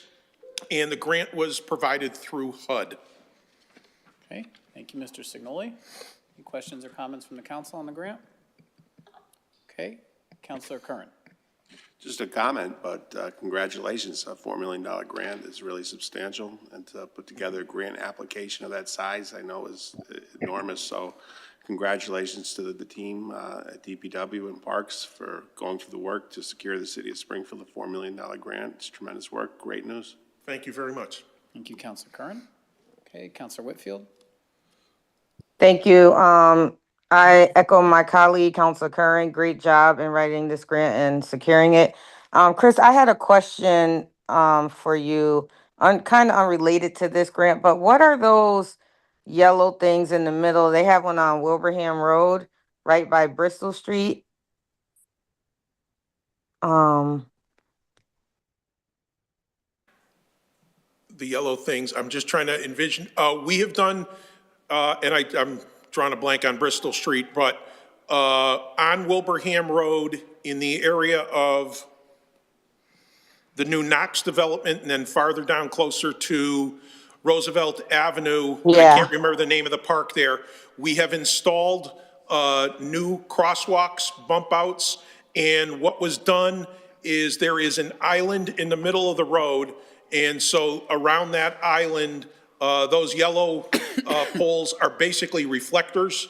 So especially at night, people driving will see that there is an impediment in the middle of the road, and hopefully they slow down. Yeah, I like those. They slowed me down. So, but I'm sorry, it was unrelated, but I was just curious because you said bump outs, and I was like, are those bump outs? I was just trying to figure out what those were, but I do like those. And I still love the roundabout over here by St. James. I still love it. Thanks, Chris. Thank you, Counselor Whitfield. Counselor Walsh. Thank you, Mr. President. Let me make sure. Seeing so we brought up bumps, I'm just wondering about, I know the wonderful improvements we did to around the library on State Street, but is that bump always going to stay there? It's severe. It is not done yet. Severe, like and flying the first time I went over it.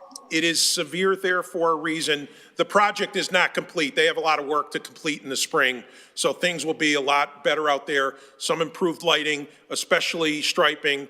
There still needs to be some paving completed out there as well. There will be a traffic light, basically what's called a hawk system, that will be put in there. You see some black poles out there, so there will actually be a hawk system. So pedestrians who will cross there will hit a button and get a red light to be able to cross the street. So all of the preliminary work was done in the fall, ran out of time with regard to weather, and it will be fully completed in the spring. It is severe. It is meant to be severe with the traffic and speeds that we have on State Street, but there's still work to do out there. Thank you. Thank you, Counselor Walsh. Any other counselors on the grant? Seeing none, Madam Clerk, please call the roll. On acceptance, Counselor Curran? Yes. Yes, Counselor Allen? Yes. Yes, Counselor Govan absent. Counselor Walsh? Yes. Yes, Counselor Edwards? Yes. Yes, Counselor Davila? Yes. Yes, Counselor Brown? Yes. Yes, Counselor Whitfield? Yes. Yes, Counselor Delgado? Yes. Yes, Counselor Santinello? Yes. Yes, Counselor Click Bruce absent. Counselor Perez? Yes. Yes, Counselor Fenton? Yes, more than sufficient. Grant is approved. Thank you. Okay, Madam Clerk, item number 28. Item 28 is an order amending Chapter 73, Article 2 of the revised ordinances of the City of Springfield. Okay, Counselor Davila. Thank you, Mr. President. This item is up for final passage today. And for the councilors, if you look at your agenda packet, you can find it on page 236 on the agenda. And this went to the General Government Committee, as I stated on my report. The recommendation of the General Government Committee and the overall feeling in the room was that the sunset clause will be cumbersome. Actually, if I may, Madam Clerk, I don't see the sunset clause here. Point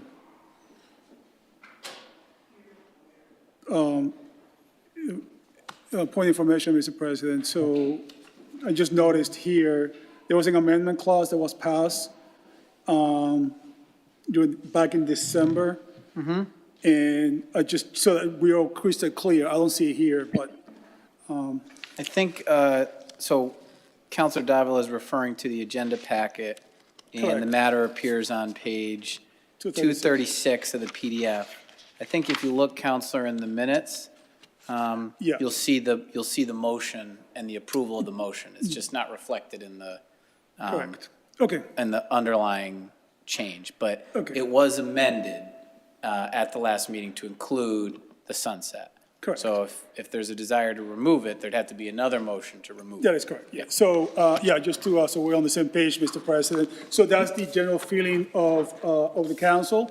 of the General Government Committee and those present at that meeting. And it is my understanding that Director Mahoney is here.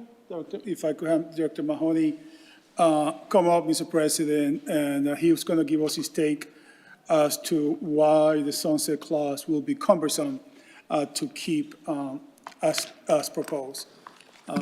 Dr. Mahoney. Good evening, President and council members. Bill Mahoney, Director of HR and Labor Relations. I did attend the General Government Subcommittee meeting, and there was a lengthy discussion about the sunset provision. Two of the things that came up from that meeting, one was that without the sunset provision, the council still retains its power and authority to amend this at any time. So the question is whether or not there was a necessity just based on that.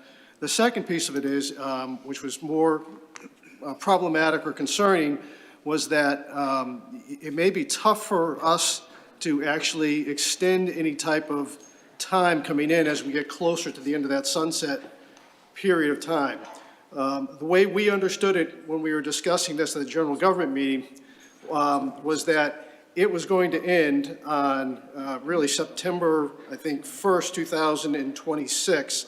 And therefore, any offer that we were making within the last 12 months, our offer letters were going to have to say, you've got 12 months to move in. You don't have 24 months to move in because this is expiring on September 1st of 2026 unless it's amended. So we're really taking our new hires really within the last, anything short of 2 years, in being kind of cryptic with them as far as how much time they really have to get in. And the way the wording of our letters would have to read would be, you have 12 months to get in, but you might have more depending on what happens on September 1st, 2026, if the council amends this current sunset.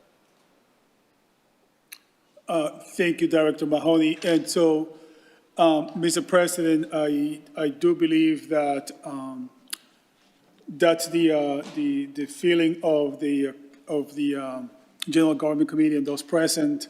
Otherwise, they recommend that the ordinance moves forward as stated. And those are my words for now, Mr. President. I turn it over to my colleagues for discussion. Okay. Thank you, Mr. President. Thank you, Councilor Davila. Councilor Delgado.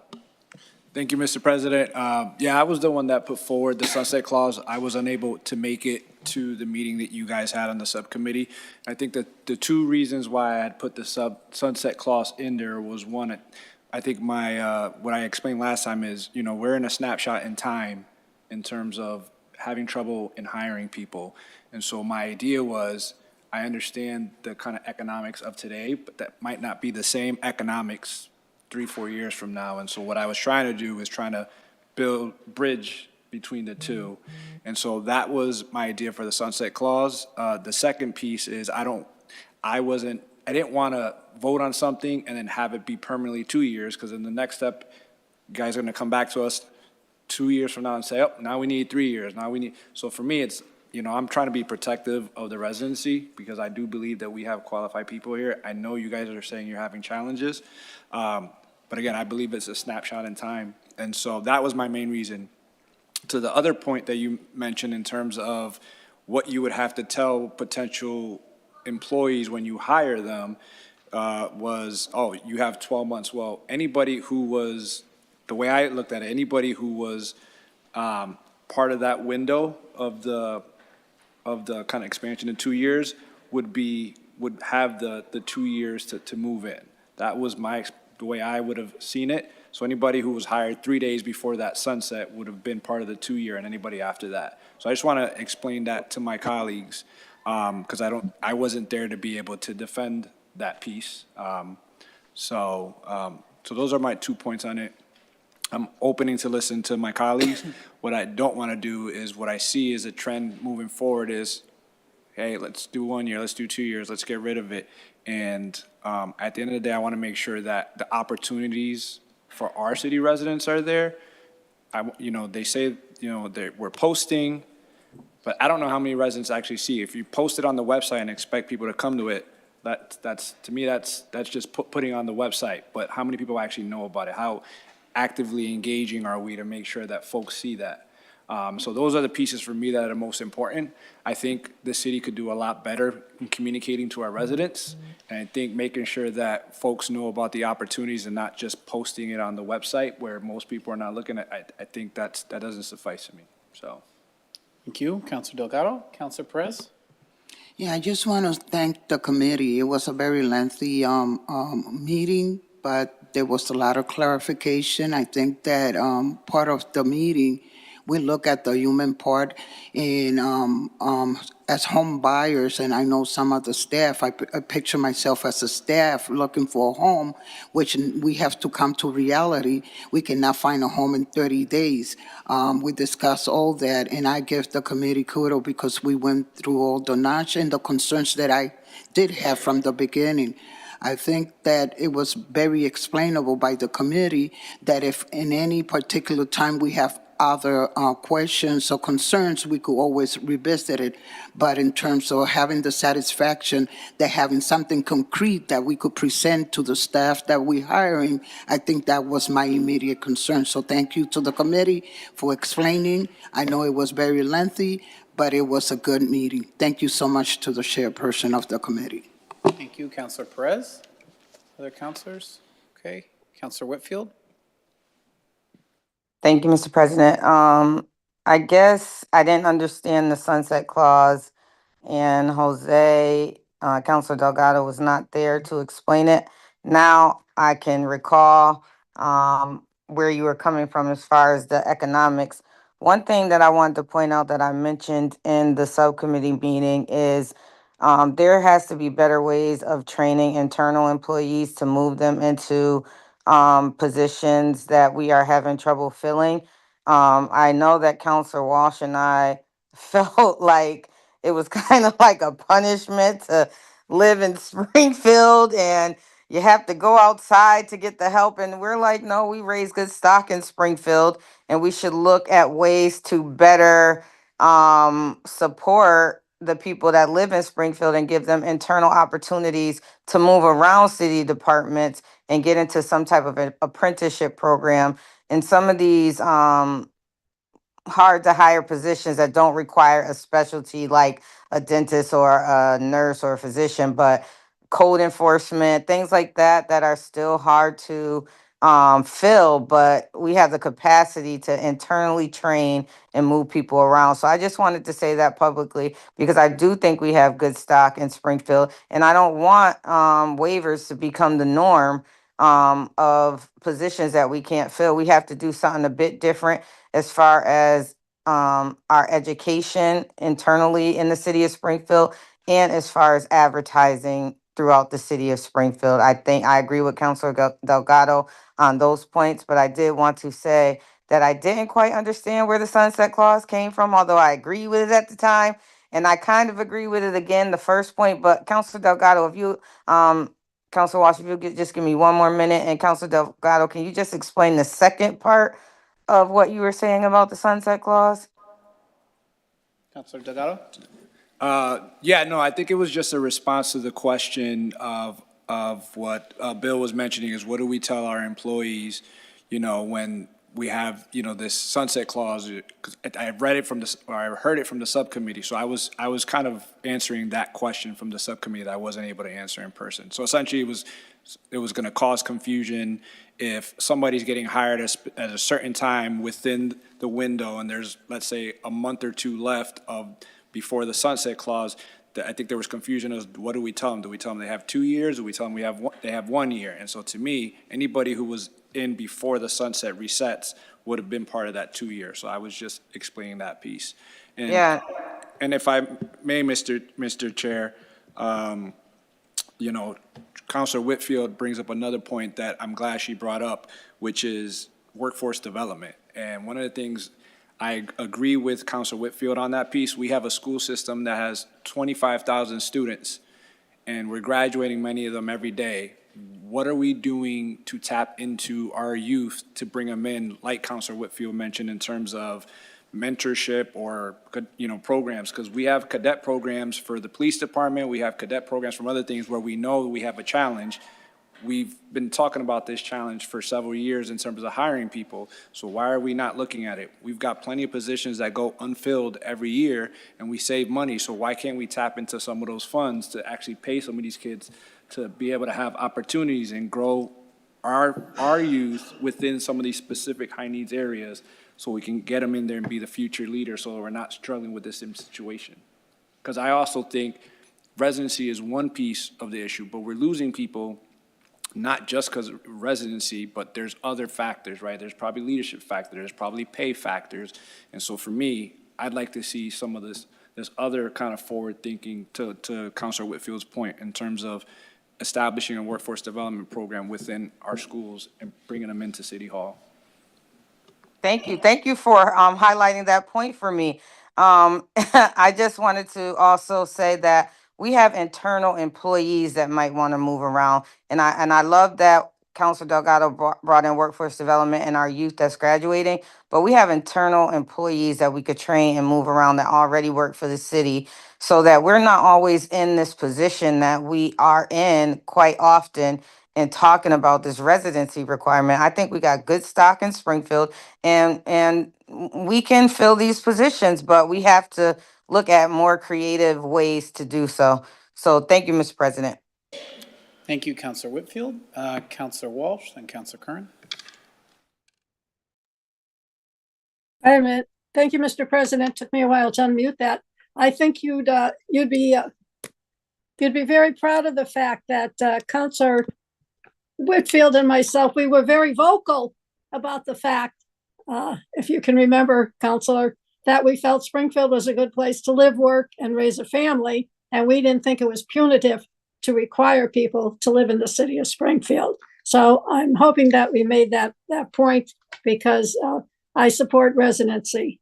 I also support changing it to 2 years, but the consensus of the meeting from the committee members and all the department heads who were present was that the sunset clause complicates things and would make it more difficult in the hiring process. So I made the motion to remove that, to amend it, and to remove the sunset clause. And I am in favor of removing it from the amendment. Thank you. So there's a motion made by Councilor Walsh to remove the sunset amendment that was introduced at the last meeting. Is there a second to that motion? Second.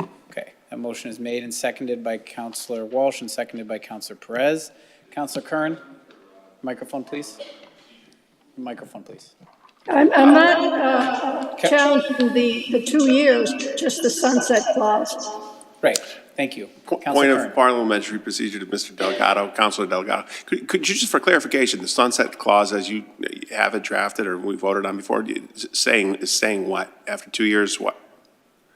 I don't have the language right in front of me, but essentially it would say after I think we retroed it to September 2023 because there was concern of some certain employees. So when I made it, it was from September 2023 to 2026. And then after that, it would go back to the 1 year requirement. Thank you. Thank you, Councilor Kern and Delgado. There is a motion on the floor by Councilor Walsh, seconded by Councilor Perez, to eliminate that sunset. Is there any other discussion on the motion? Councilor Davila? Thank you, Mr. President. So I think it's also important to make it clear that this applies to employees coming into the city, new hires. And if you're here and you transfer to the department, the clock doesn't start all over again. You still got 2 years to move in. All right, so if you get hired and for whatever reason you end up transferring to the department, you don't get another 2 years. It's 2 years to move in from the point of hire. So just thought it was important to clarify that to the committee members. And thank you. Thank you, Councilor Davila. Councilor Kern? Just for further point of clarification, Councilor Delgado, the whole point of the sunset clause, if I'm correct, is because of the cost of housing here in the city, and then your expectation was in 2 years perhaps it'll level off. My expectation was we're a snapshot in time, and right now everything, cost of living everywhere is expensive, not just in the city of Springfield. And so my expectation is to go back to the 1 year. If things change, we could revisit it as well, but that was my thought process. Thank you. Okay.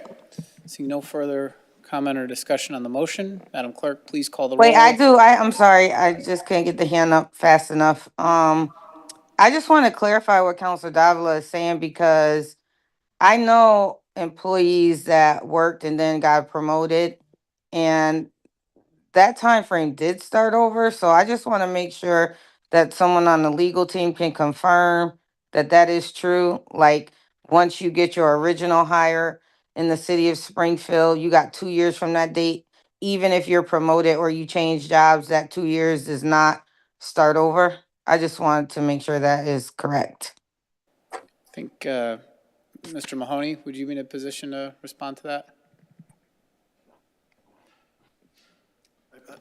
I can go back and look at the ordinance in its entirety, but my gut is telling me that if we've hired somebody and we've given them 2 years to move into the city, and they've moved from one position to another, they would be covered under the 2 years. The exceptions would be if we had someone that was covered under a residency term of their collective bargaining agreement and not under the residency ordinance, because we have a number of employees that are covered under the terms of their contract rather than under the ordinance itself. For instance, if they became, just as an example, if we hire somebody, we've put a couple things in here for building commissioners recently for waivers. If we hired a building commissioner and said you have 2 years to move into the city, and that building commissioner became a police officer, that person would not have 2 years to move into the city because the police officer, they would have to become it right away. So you're almost sure, but not 100% sure? I'm sure Is of there that. any- I'm sure of that part. I'm very sure Okay. of the example that I gave you. I'm very sure of. But you're not sure if someone's promoted even within the same team, let's say from finance analyst to senior finance analyst, their 2 years would not start over. I don't believe the 2 years would start over. No. Okay. It's just, I need some certainty here. Like, what does the ordinance say? Is can you answer that? Counselor, were you talking to me about? Is that No, you? I think No, she's asked for I asked Attorney Attorney Shea. Shea. Oh, okay, thank you. Yeah. Yeah. Tracy, Thank you. I believe that the 2 years does not start over. That's the clarification that you need. When they're hired, they know they've got 2 years to move in. It's not, you've got 2 years to move in, but if you get a different position, we start it over. You're working for the city of Springfield, whether you're in Department A or Department B, makes no difference. It's 2 years. All right. Okay. Okay. Thank you. I don't know of any other way to interpret it, to be honest. No, I just wanted it clarified. Okay. Okay, thank you. Okay, thank you, Councilor Whitfield. Seeing no other comments or questions on the motion, Madam Clerk, please call the roll on the motion. Yes vote would remove the sunset clause. A no vote would leave the sunset clause. On the motion, Counselor Kern? No. No, Counselor Allen? Yes. Yes, Counselor Govan. Absent, Counselor Walsh? You were muted, Councilor Walsh? You do the explanation again for me, please. So this is your motion to strike the sunset clause. So a yes vote would strike the sunset clause, a no vote would leave it in place. Okay, just wanted to make sure I voted correctly. Yes. Thank you. Mr. President, could I just interject? I'm just looking at the ordinance itself on the promotion question. And I'm sorry, and I know this is out of order, but as it reads, except as provided for in this article, all persons promoted by the city on or after March 17th, 95 shall be or within 1 year of such promotion become a resident of the city as defined herein. That's the current language. Yeah, so if you get, because from my understanding when working there, I seen people get promoted and their time frame started over. It wasn't from their original hire date. Once they got promoted, they had the year all over again. That's what that is saying to me. We can always ask for a formal legal opinion at a future date, Counselor, and give the attorney some more time to respond in writing if you'd like. But let's proceed with the vote on the motion that we have. We've gotten to Counselor Sure. Walsh. Counselor Walsh's vote was yes. Madam Clerk, please continue. Counselor Edwards? Yes. Yes, Counselor Davila? Yes. Yes, Counselor Brown? Yes. Yes, Counselor Whitfield? No. No, Counselor Delgado? No. No, Counselor Santinello? Yes. Yes, Counselor Click Bruce, absent. Counselor Perez? Yes. Yes, Counselor Fenton? Yes, more than sufficient. Amendment is approved. Any discussion on the adoption of the final amendment for the ordinance? Okay. See, Counselor I don't Whitfield? think that I can vote yet. I mean, 2 years is 2 years, but if someone get promoted, then if they're at the end of their 2 years and they get promoted, they got another 2 years to move in. So 4 years. If they can't find where to stay in 2 years, that means they get an additional 2 years to move in. I don't know that I agree with that. And I would just like some clarification on it. But however the council votes, I'm just going to vote my heart. Thank you. Thank you. Counselor Davila, did you want to add something, or? Yes, I'm just going to explain again. As Attorney Ken Shea and the city solicitor explained, and the director Mahoney just explained now, is from the first date of hire. I don't know what has happened in the past, but the expectation is when you get hired, you got 2 years. In fact, we talked about nepotism in that meeting. And I did say that I'm going to be watching for a hawk, like a hawk. It's 2 years, period, from the day of hire. I don't know what happened in the past. And I have no doubt to think otherwise that some irregularities may have happened, but it's 2 years. What we're voting for is 2 years. The expectation is 2 years for the date of hire. If you move from one department to the other, 2 years. Thank you, Mr. President. Thank you. Okay, any other counselors before we take a final vote? Counselor Kern? Microphone, please. Attorney Mahoney, the exact language we're voting on now is the expansion from 1 to 2 years, is that correct? Yes. Yes, all right. Okay. Thank you. Thank you, Counselor Kern. Counselor Whitfield? So I like what Councilor Davila said and how he's interpreting it, but I'm interpreting it very different from what Bill Mahoney read. It said, can you read it one more time, Mr. Mahoney?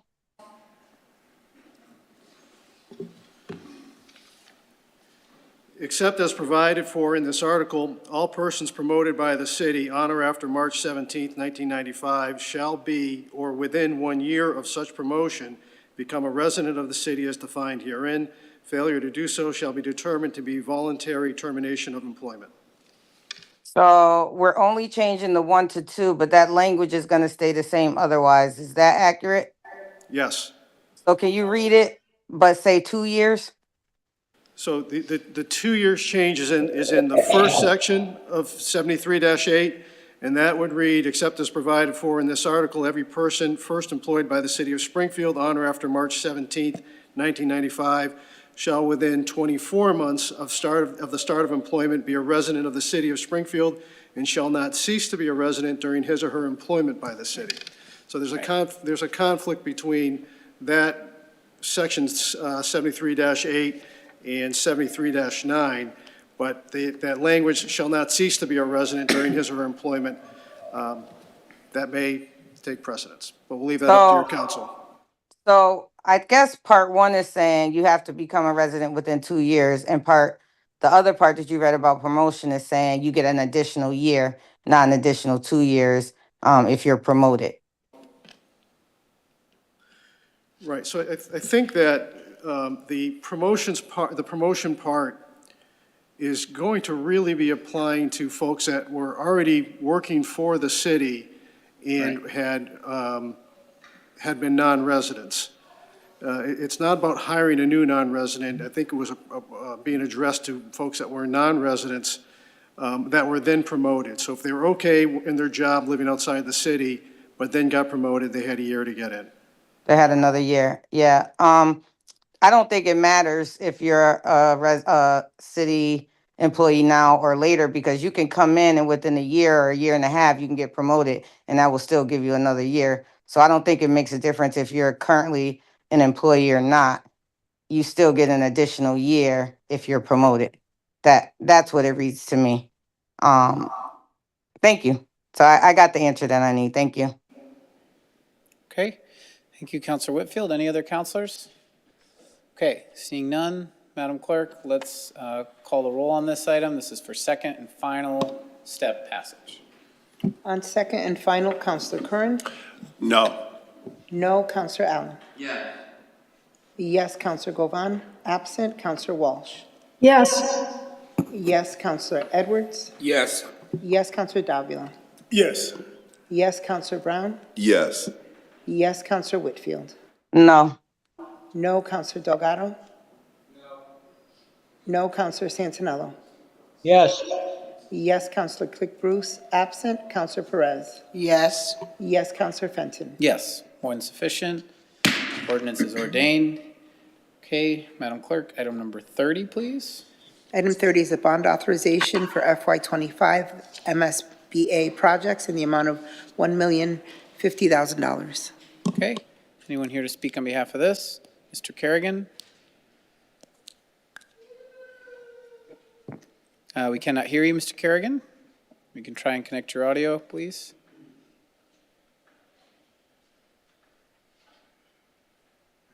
Still cannot hear you. Appears you're Any better? Now I can hear you, yes. Hello, test, test. Yes, we can hear you now. Test. We can hear you now. We can hear you now. No, We can hear nothing. you. We can hear you. Yep. Hello, Okay, you cannot hear us, but we can hear you, Nope. Jonathan. test, test.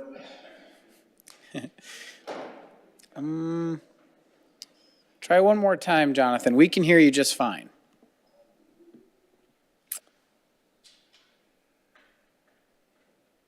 Oh, you can hear me. Perfect. Thank you. Yes. I can hear you, but I'll move forward anyways. Thank you, councilors. We have on the table item number 30, a bond authorization for MSBA projects totaling $1,050,000. This authorization covers the schematic design portion of the MSBA approved projects that were on the last round, so not this year's round, the previous year's round. We've been invited to move to the next stage. As I understand it, this particular project is eligible for up to 80% reimbursement. This is the first phase on moving forward with all of the approved accelerated repair projects by the MSBA. I do have a list of those projects if you'd like to hear those. Okay, so we're not sure that Mr. Kerrigan can hear us, but we can hear him. I cannot hear you, Do unfortunately. you have any questions for Mr. Kerrigan? No. Okay. Yeah, I'm sorry, can he tell us what some of the projects are? Well, if he could hear us. Can you hear us, Jonathan?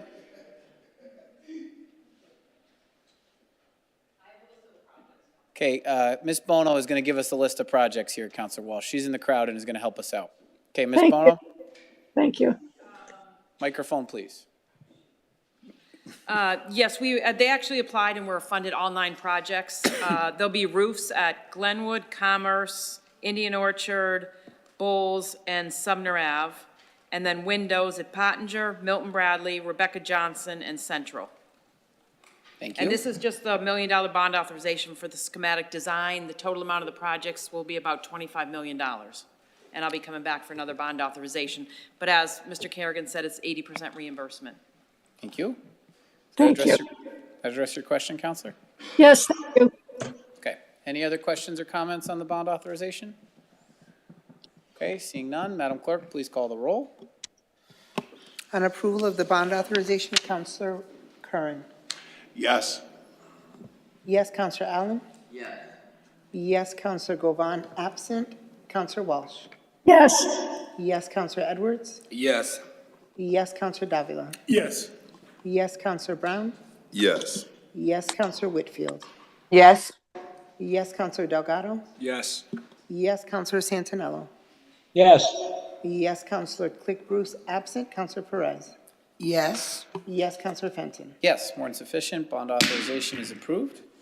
Okay, item number 33, Madam Clerk. Item 33 is a collective bargaining agreement ratification for the UPSI employees, Local 424. Mr. Mahoney?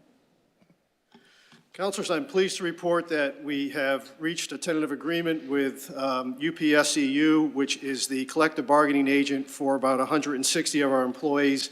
They're in the clerical bargaining unit. They are the dispatchers, some of our inspectors, storekeepers. We have just a varied group of employees that are in this bargaining unit. The contracts cover 2 periods, July 1, 2024 to June 30th of 2025, and July 1, 2025 to June 30th, 2028. The first year, there is a $1 per hour increase for employees in the bargaining unit, and there is a $1,500 signing bonus. The second year, the second contract, there are general wage increases of 2%, 2%, and 2% for each of the 3 years of the second contract. Significantly, in this contract, it'll allow employees to use 4 of their sick leave days for family sick leave. We've changed the vacancy language as far as the selection of employees, which gives the department heads and directors greater flexibility in selecting the best qualified candidate. And we've added some disciplinary language that's in many of the agreements that we already have with UPSI for specific departments. We're just going to do it across the board for all employees. Thank you, Mr. Mahoney. Comments or questions on the approval of the contract? Okay. Seeing none, Madam Clerk, please call the roll. On approval of the contract, Counselor Kern? Yes. Yes, Counselor Allen? Yes. Yes, Counselor Govan, absent. Counselor Walsh? Yes. Yes, Counselor Edwards? Yes. Yes, Counselor Davila? Yes. Yes, Counselor Brown? Yes. Yes, Counselor Whitfield? Yes. Yes, Counselor Delgado? Yes. Yes, Counselor Santinello? Yes. Yes, Counselor Click Bruce, absent. Counselor Perez? Yes. Yes, Counselor Fenton? Yes, more than sufficient. Collective bargaining agreement is ratified. Item number 34, Madam Clerk. Item number 34 is a resolution for bus stop camera, House Bill 4940. Councilor Delgado. Thank you, Mr. President. This resolution that I bring to my colleagues today, you heard a little bit about this earlier with the high visibility traffic enforcement that Lieutenant Cook spoke about.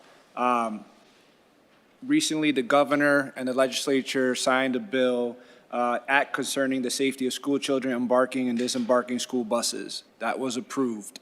What this does, it gives communities the ability to put cameras on the bus stop signs. So when a bus stops and they're letting kids on, the sign goes out.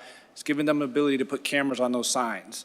So many folks don't even realize this is an issue. But if you're a parent, like I am and like many others are, when you bring your child to the bus stop and you sit there and you watch them get on the bus and you notice cars just totally disregarding the stop sign and driving right through it, you start thinking about their safety.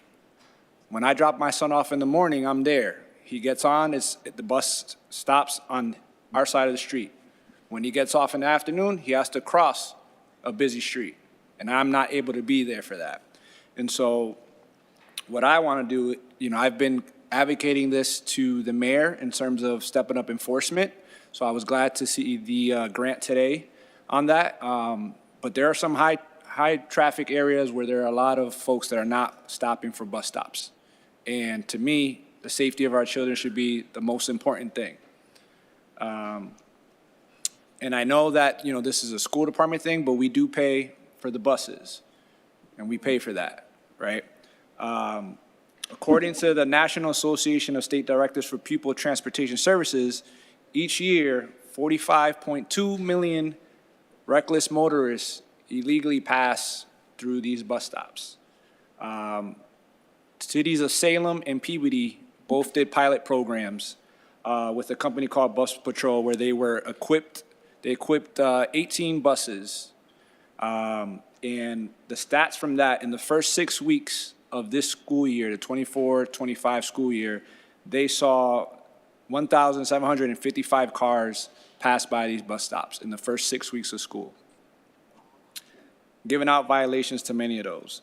And so, again, under this law, the municipality would have to opt in to this program, and I think this is something that we should seriously consider to support and send this resolution to our colleagues in the police department, school department, to support it. The other piece I would add to it is that, you know, there are fines associated with this, and so this can also be partly a revenue generator for us, right? So when we're talking about methods of increasing revenue, here's an opportunity to do that while keeping our kids safe. So, so I'm just asking my colleagues to support this and keep our kids safe, so we make sure they can go to school and get back home. So that's it. Thank you, Councilor Delgado. Any other councilors on the resolution? Councilor Perez? Can you put your microphone, please? So this camera will go inside the bus, correct? No, the camera would be on the stop arm. So this is not watching the students inside the bus. This is watching the traffic outside. Okay. Thank you. Thank you, Councilor Perez. Any other councilors? Yes, Mr. President. Councilor Allen, then Councilor Walsh.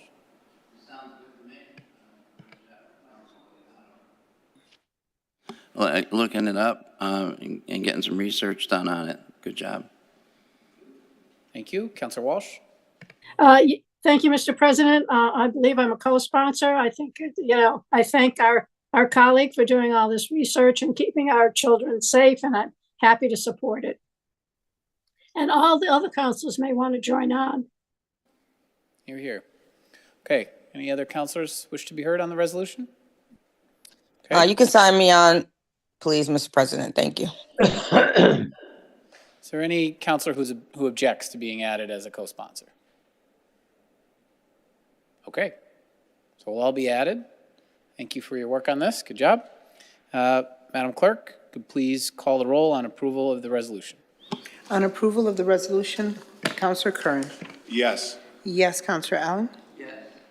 Yes, Councilor Govan, absent. Councilor Walsh. Yes. Yes, Councilor Edwards. Yes. Yes, Councilor Davila. Yes. Yes, Councilor Brown. Yes. Yes, Councilor Whitfield. Yes. Yes, Councilor Delgado. Yes. Yes, Councilor Centinelo. Yes. Yes, Councilor Click Bruce, absent. Councilor Perez. Yes. Yes, Councilor Fenton. Yes, more than sufficient. Resolution is adopted. Okay, Madam Clerk, item number 35. Item number 35 is a support all Liberians in the USA excluded as beneficiaries of the LRIFA. Councilor Brown. Thank you, Mr. President. I want to thank my distinguished guests who traveled from Boston, friends, family, and constituents. Today, basically celebrating Black History Month, and on February 10th, just not celebrating Black history. I want to make Black history and undo a disjustice. Basically, it was a rise and fall of the first Black American colony. I think a lot of people don't understand based on the history of what actually is happening. We have people who are promised American citizenship, Black people who are promised American citizenship who are terrified based on the Trump administration. And we have young kids and high school students who are hiding in their homes, unable to come outside, terrified. Based on this current administration. So I do have a resolution going into a little bit more detail, just a little quick about some of the injustice, but I do have Reverend Tory, who is up from Boston, who has been taking on the Liberian fight. We're looking to actually sue the government and get some rights, so I would like to yield some of my time to Reverend Tory, who traveled up to speak on the matter. Reverend? Thank you. Reverend, if you'd please step forward. Thank you for being with us tonight and for your patience. There is a little button you have to push on the bottom right to turn the microphone on. It's got a little person's face. There you go. Thank you. Thank you. I want to thank you, Honorable Brown, for giving me the chance to come and speak tonight. I want to thank God for giving me life. I first came to this country 43 years ago working for the Wine Computer Company out of their Brussels subsidiary. I came back to this country this time 35 years ago because of a civil war. United we stand, divided we fall. And I'm here today to just speak a little bit about Honorable Ben Swan.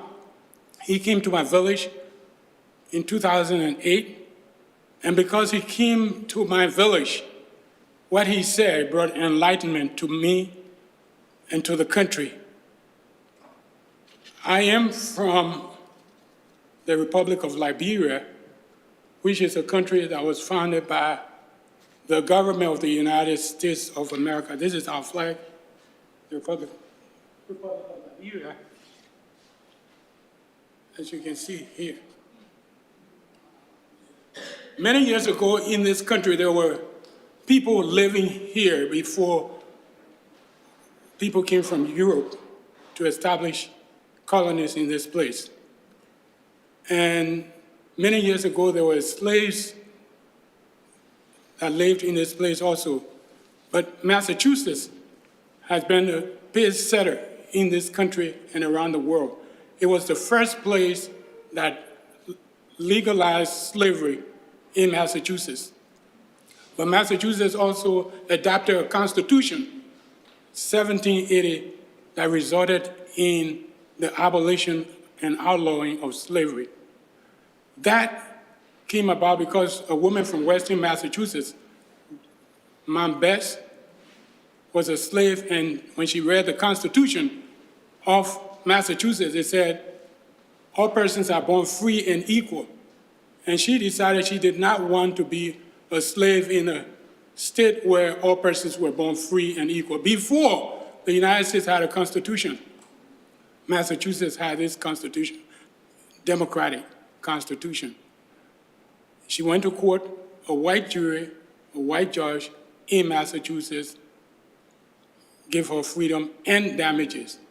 And it was because of that verdict, Brown and Bess versus Ashley, that this country was born.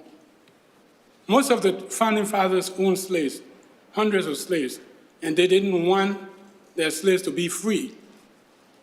And that's how come they created a country in Africa. I have here a treaty that was signed with King Zoda between the United States government and King Zoda, and it said, this place will be a territory for settlement of citizens of the United States of America. This was after 1790, when they passed the first Nationality Act. Only white persons would be allowed to be citizens. So those people who are citizens here in Massachusetts, but because they were black, they could not be citizens of the United States. And so the United States government passed this law that removed people from here to go and settle in Liberia.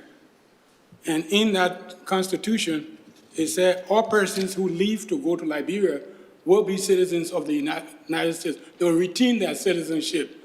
Article 1, approved in Washington, D.C. Today, Liberia, over the period of 200 years, absorbed people who were fleeing racial segregation here in the United States, in Liberia. People left from here to settle there. And today, we had a civil war from division. We came back here, and for the past almost 35 years, we have people from Liberia coming back here. According to the Constitution, we're supposed to still be American citizens, but they don't have any status. They cannot work. It's winter. We have fire on the West Coast. We have snowstorm on the East Coast, and we have people who cannot work. People who lived in this country and built this country, their ancestors built this country, cannot work There's an 18-year-old girl, straight A student, today. She's been denied work permit so many times. She cannot go to college. She has graduated from high school. So our community is dying slowly right here in the United States. I've come to Massachusetts because this is a pace setter. This is where slavery was abolished. And when Massachusetts speaks, America listens. When Massachusetts leads, America follows. It's time to unite the United States of America, beginning with those people who were uprooted from this country simply because of the color of their skin. American citizens like Mount Bess and their ancestors have gone to that place. So we'd like to get help from you. Rep. Swan has been working with me for many years. I want to thank you. I want to thank the council. We are here on this earth for a short period of time. And to discriminate against people because of their color shouldn't be a part of the United States of America. And so I want to thank you for giving me the time. I also want to say one thing and then I'll take my seat. One of the things that happened in Liberia is also telling people education is bad for you. Today we have the Vice President of Liberia making $29,000 a month. $29,000 a month. The President pro tem of the Liberian Senate makes $20,000 a month in a country where the roads are not paved and with support from American taxpayers, and they are not even accountable to American taxpayers or their own citizens. And so we want to fight ignorance and education. We have a project right now, I think Rep. Swan saw it, that we're trying to raise $100,000 for a school in the village that he visited. We would like to ask this city to stand with us in education, but to also stand with us, just the life people should be allowed to live. Thank you very much.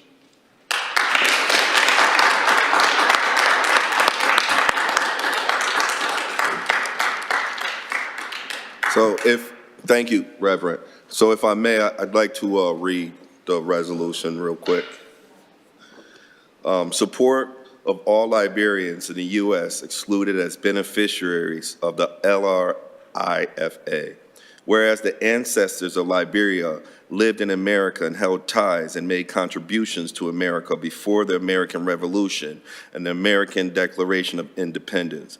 Whereas on July 4th, 1776, American democracy was founded on the promise of liberty, justice, and equality for all, declaring that all men are created equal and are endowed for inalienable rights, including life, liberty, and the pursuit of happiness. And whereas on June 15, 1780, Massachusetts adopted the first democratic constitution in the nation, affirming that all men are born free and equal.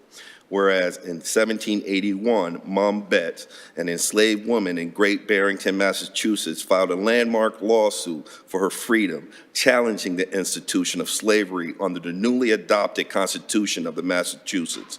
And whereas Massachusetts outlawed slavery in 1783, marking the state commitment to liberty, justice, and infuriating many of the founding fathers who were slave owners. The slave owners formed a society of white supremacists who advised the removal and banishment of all free black citizens from America to Liberia, in order to strengthen the institution of slavery.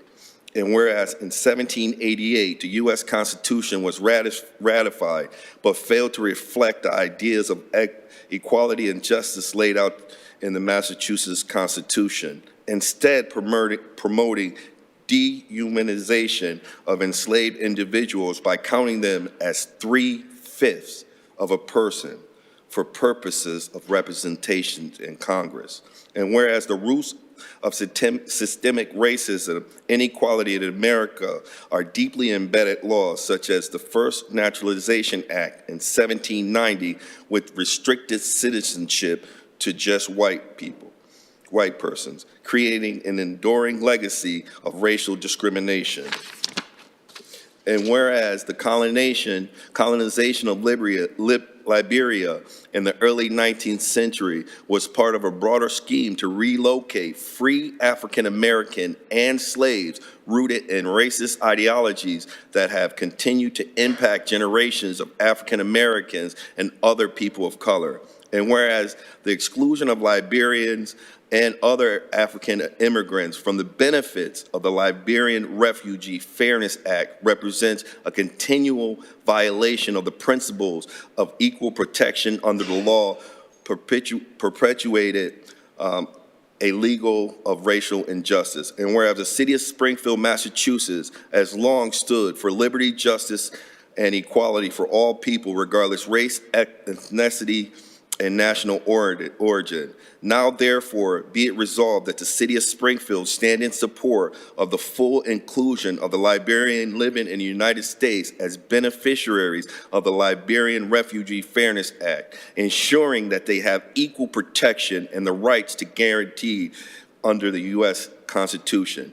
And be it resolved that the city of Springfield calls for Senator Adam Gomez, Representative Carlo Gonzalez, Representative Bud Williams, Representative Angelo Pupolo, Representative Tricia Farley, Representative Richard Neal to introduce similar resolutions in their respective assemblies in keeping with Massachusetts' tradition of leadership for the ratification of injustice and reaffirming our commitment to welcoming Liberians and all people into the fabric of American society, recognizing them as full and equal citizens of the United States. Thank you. And I would ask my colleagues to support me on this. Thank you, Mr. President. Thank you, Councilor Brown. Councilor Davila.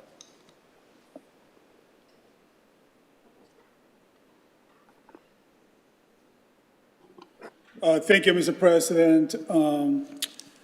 First, I have to say that I will be more than pleased to join Councilor Brown as a co-sponsor of this. My compliments to you for bringing this issue to the forefront. Mr. President, it is of no surprise that we live in very weird times.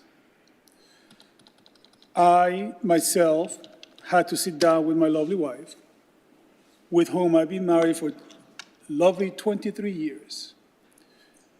And we sat in our kitchen table, Mr. President, and we developed a safety plan.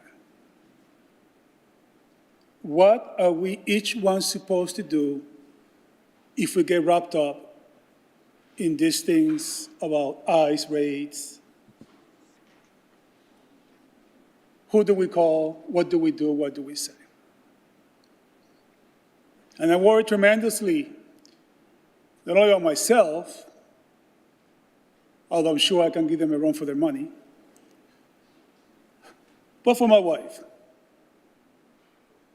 And I also worry all the residents here in the city of Springfield who make this wonderful fabric of society that we have.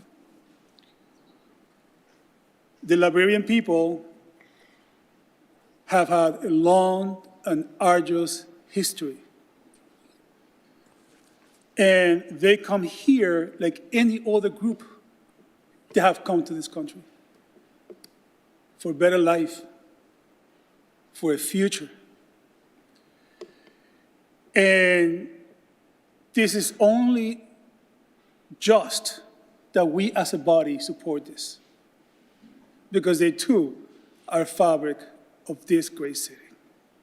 I also have to say, Mr. President, that I have taken the liberty to request a report from the police department and through the right channels through the Welcome City Ordinance that was passed in 2019, requesting the amount of the interaction between our police department and ICE,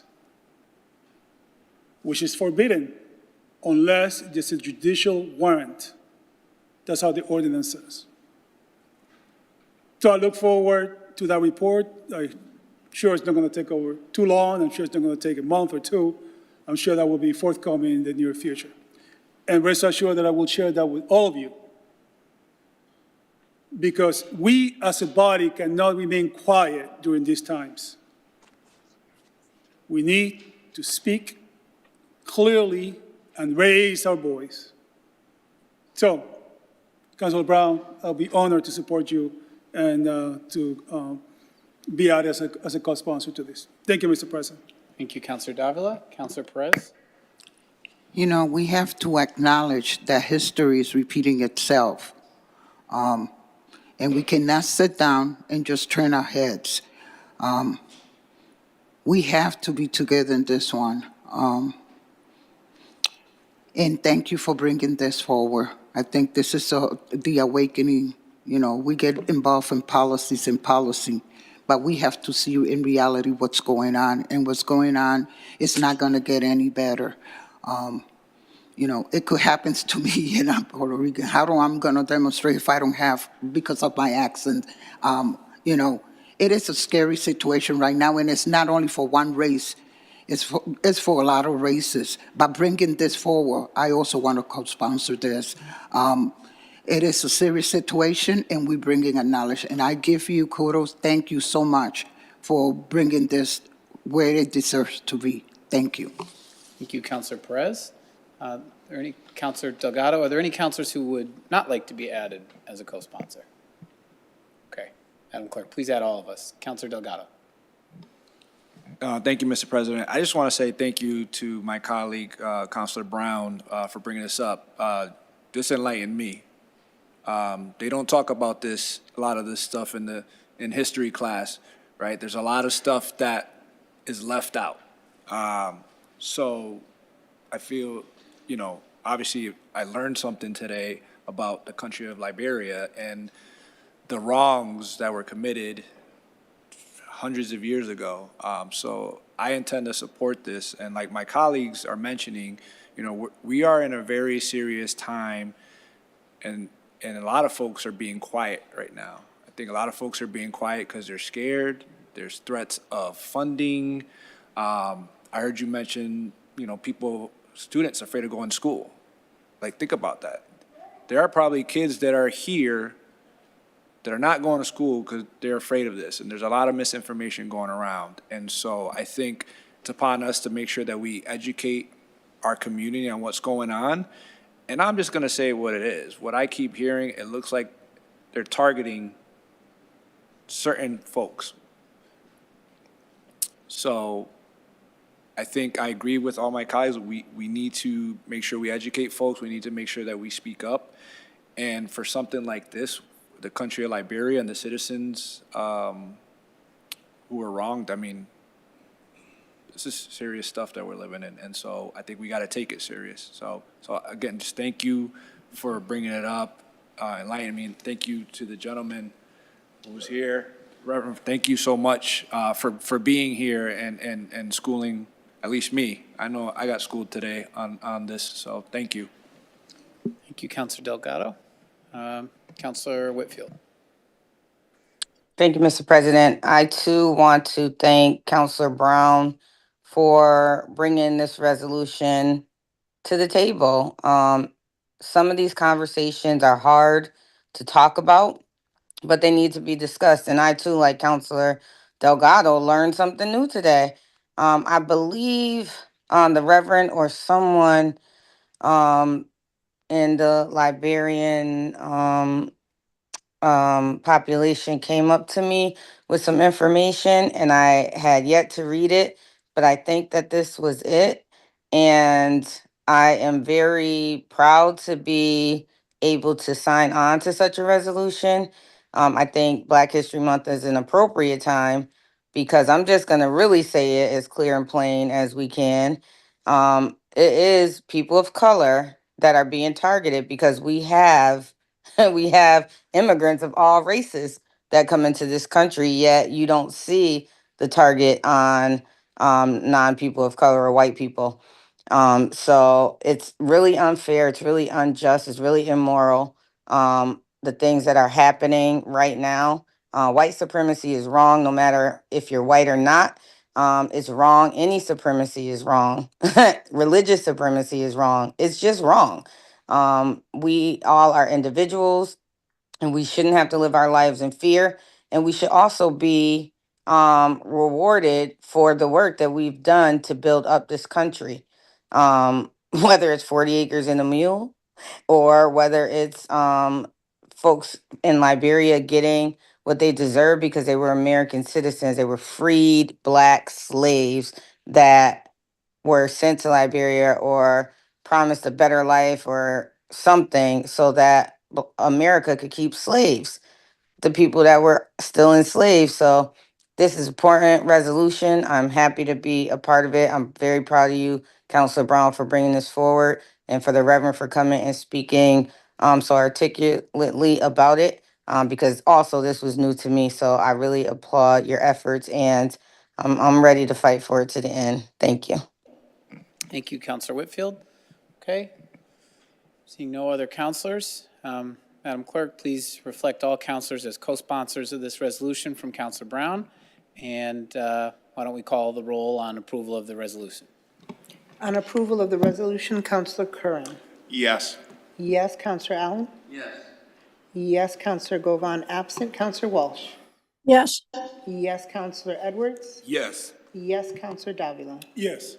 Yes, Counselor Brown. Yes. Yes, Counselor Whitfield. Yes. Yes, Counselor Delgado. Yes. Yes, Counselor Santinello. Yes. Yes, Counselor Click Bruce. Absent. Counselor Perez. Yes. Yes, Counselor Fenton. Yes, more than sufficient. Resolution is adopted.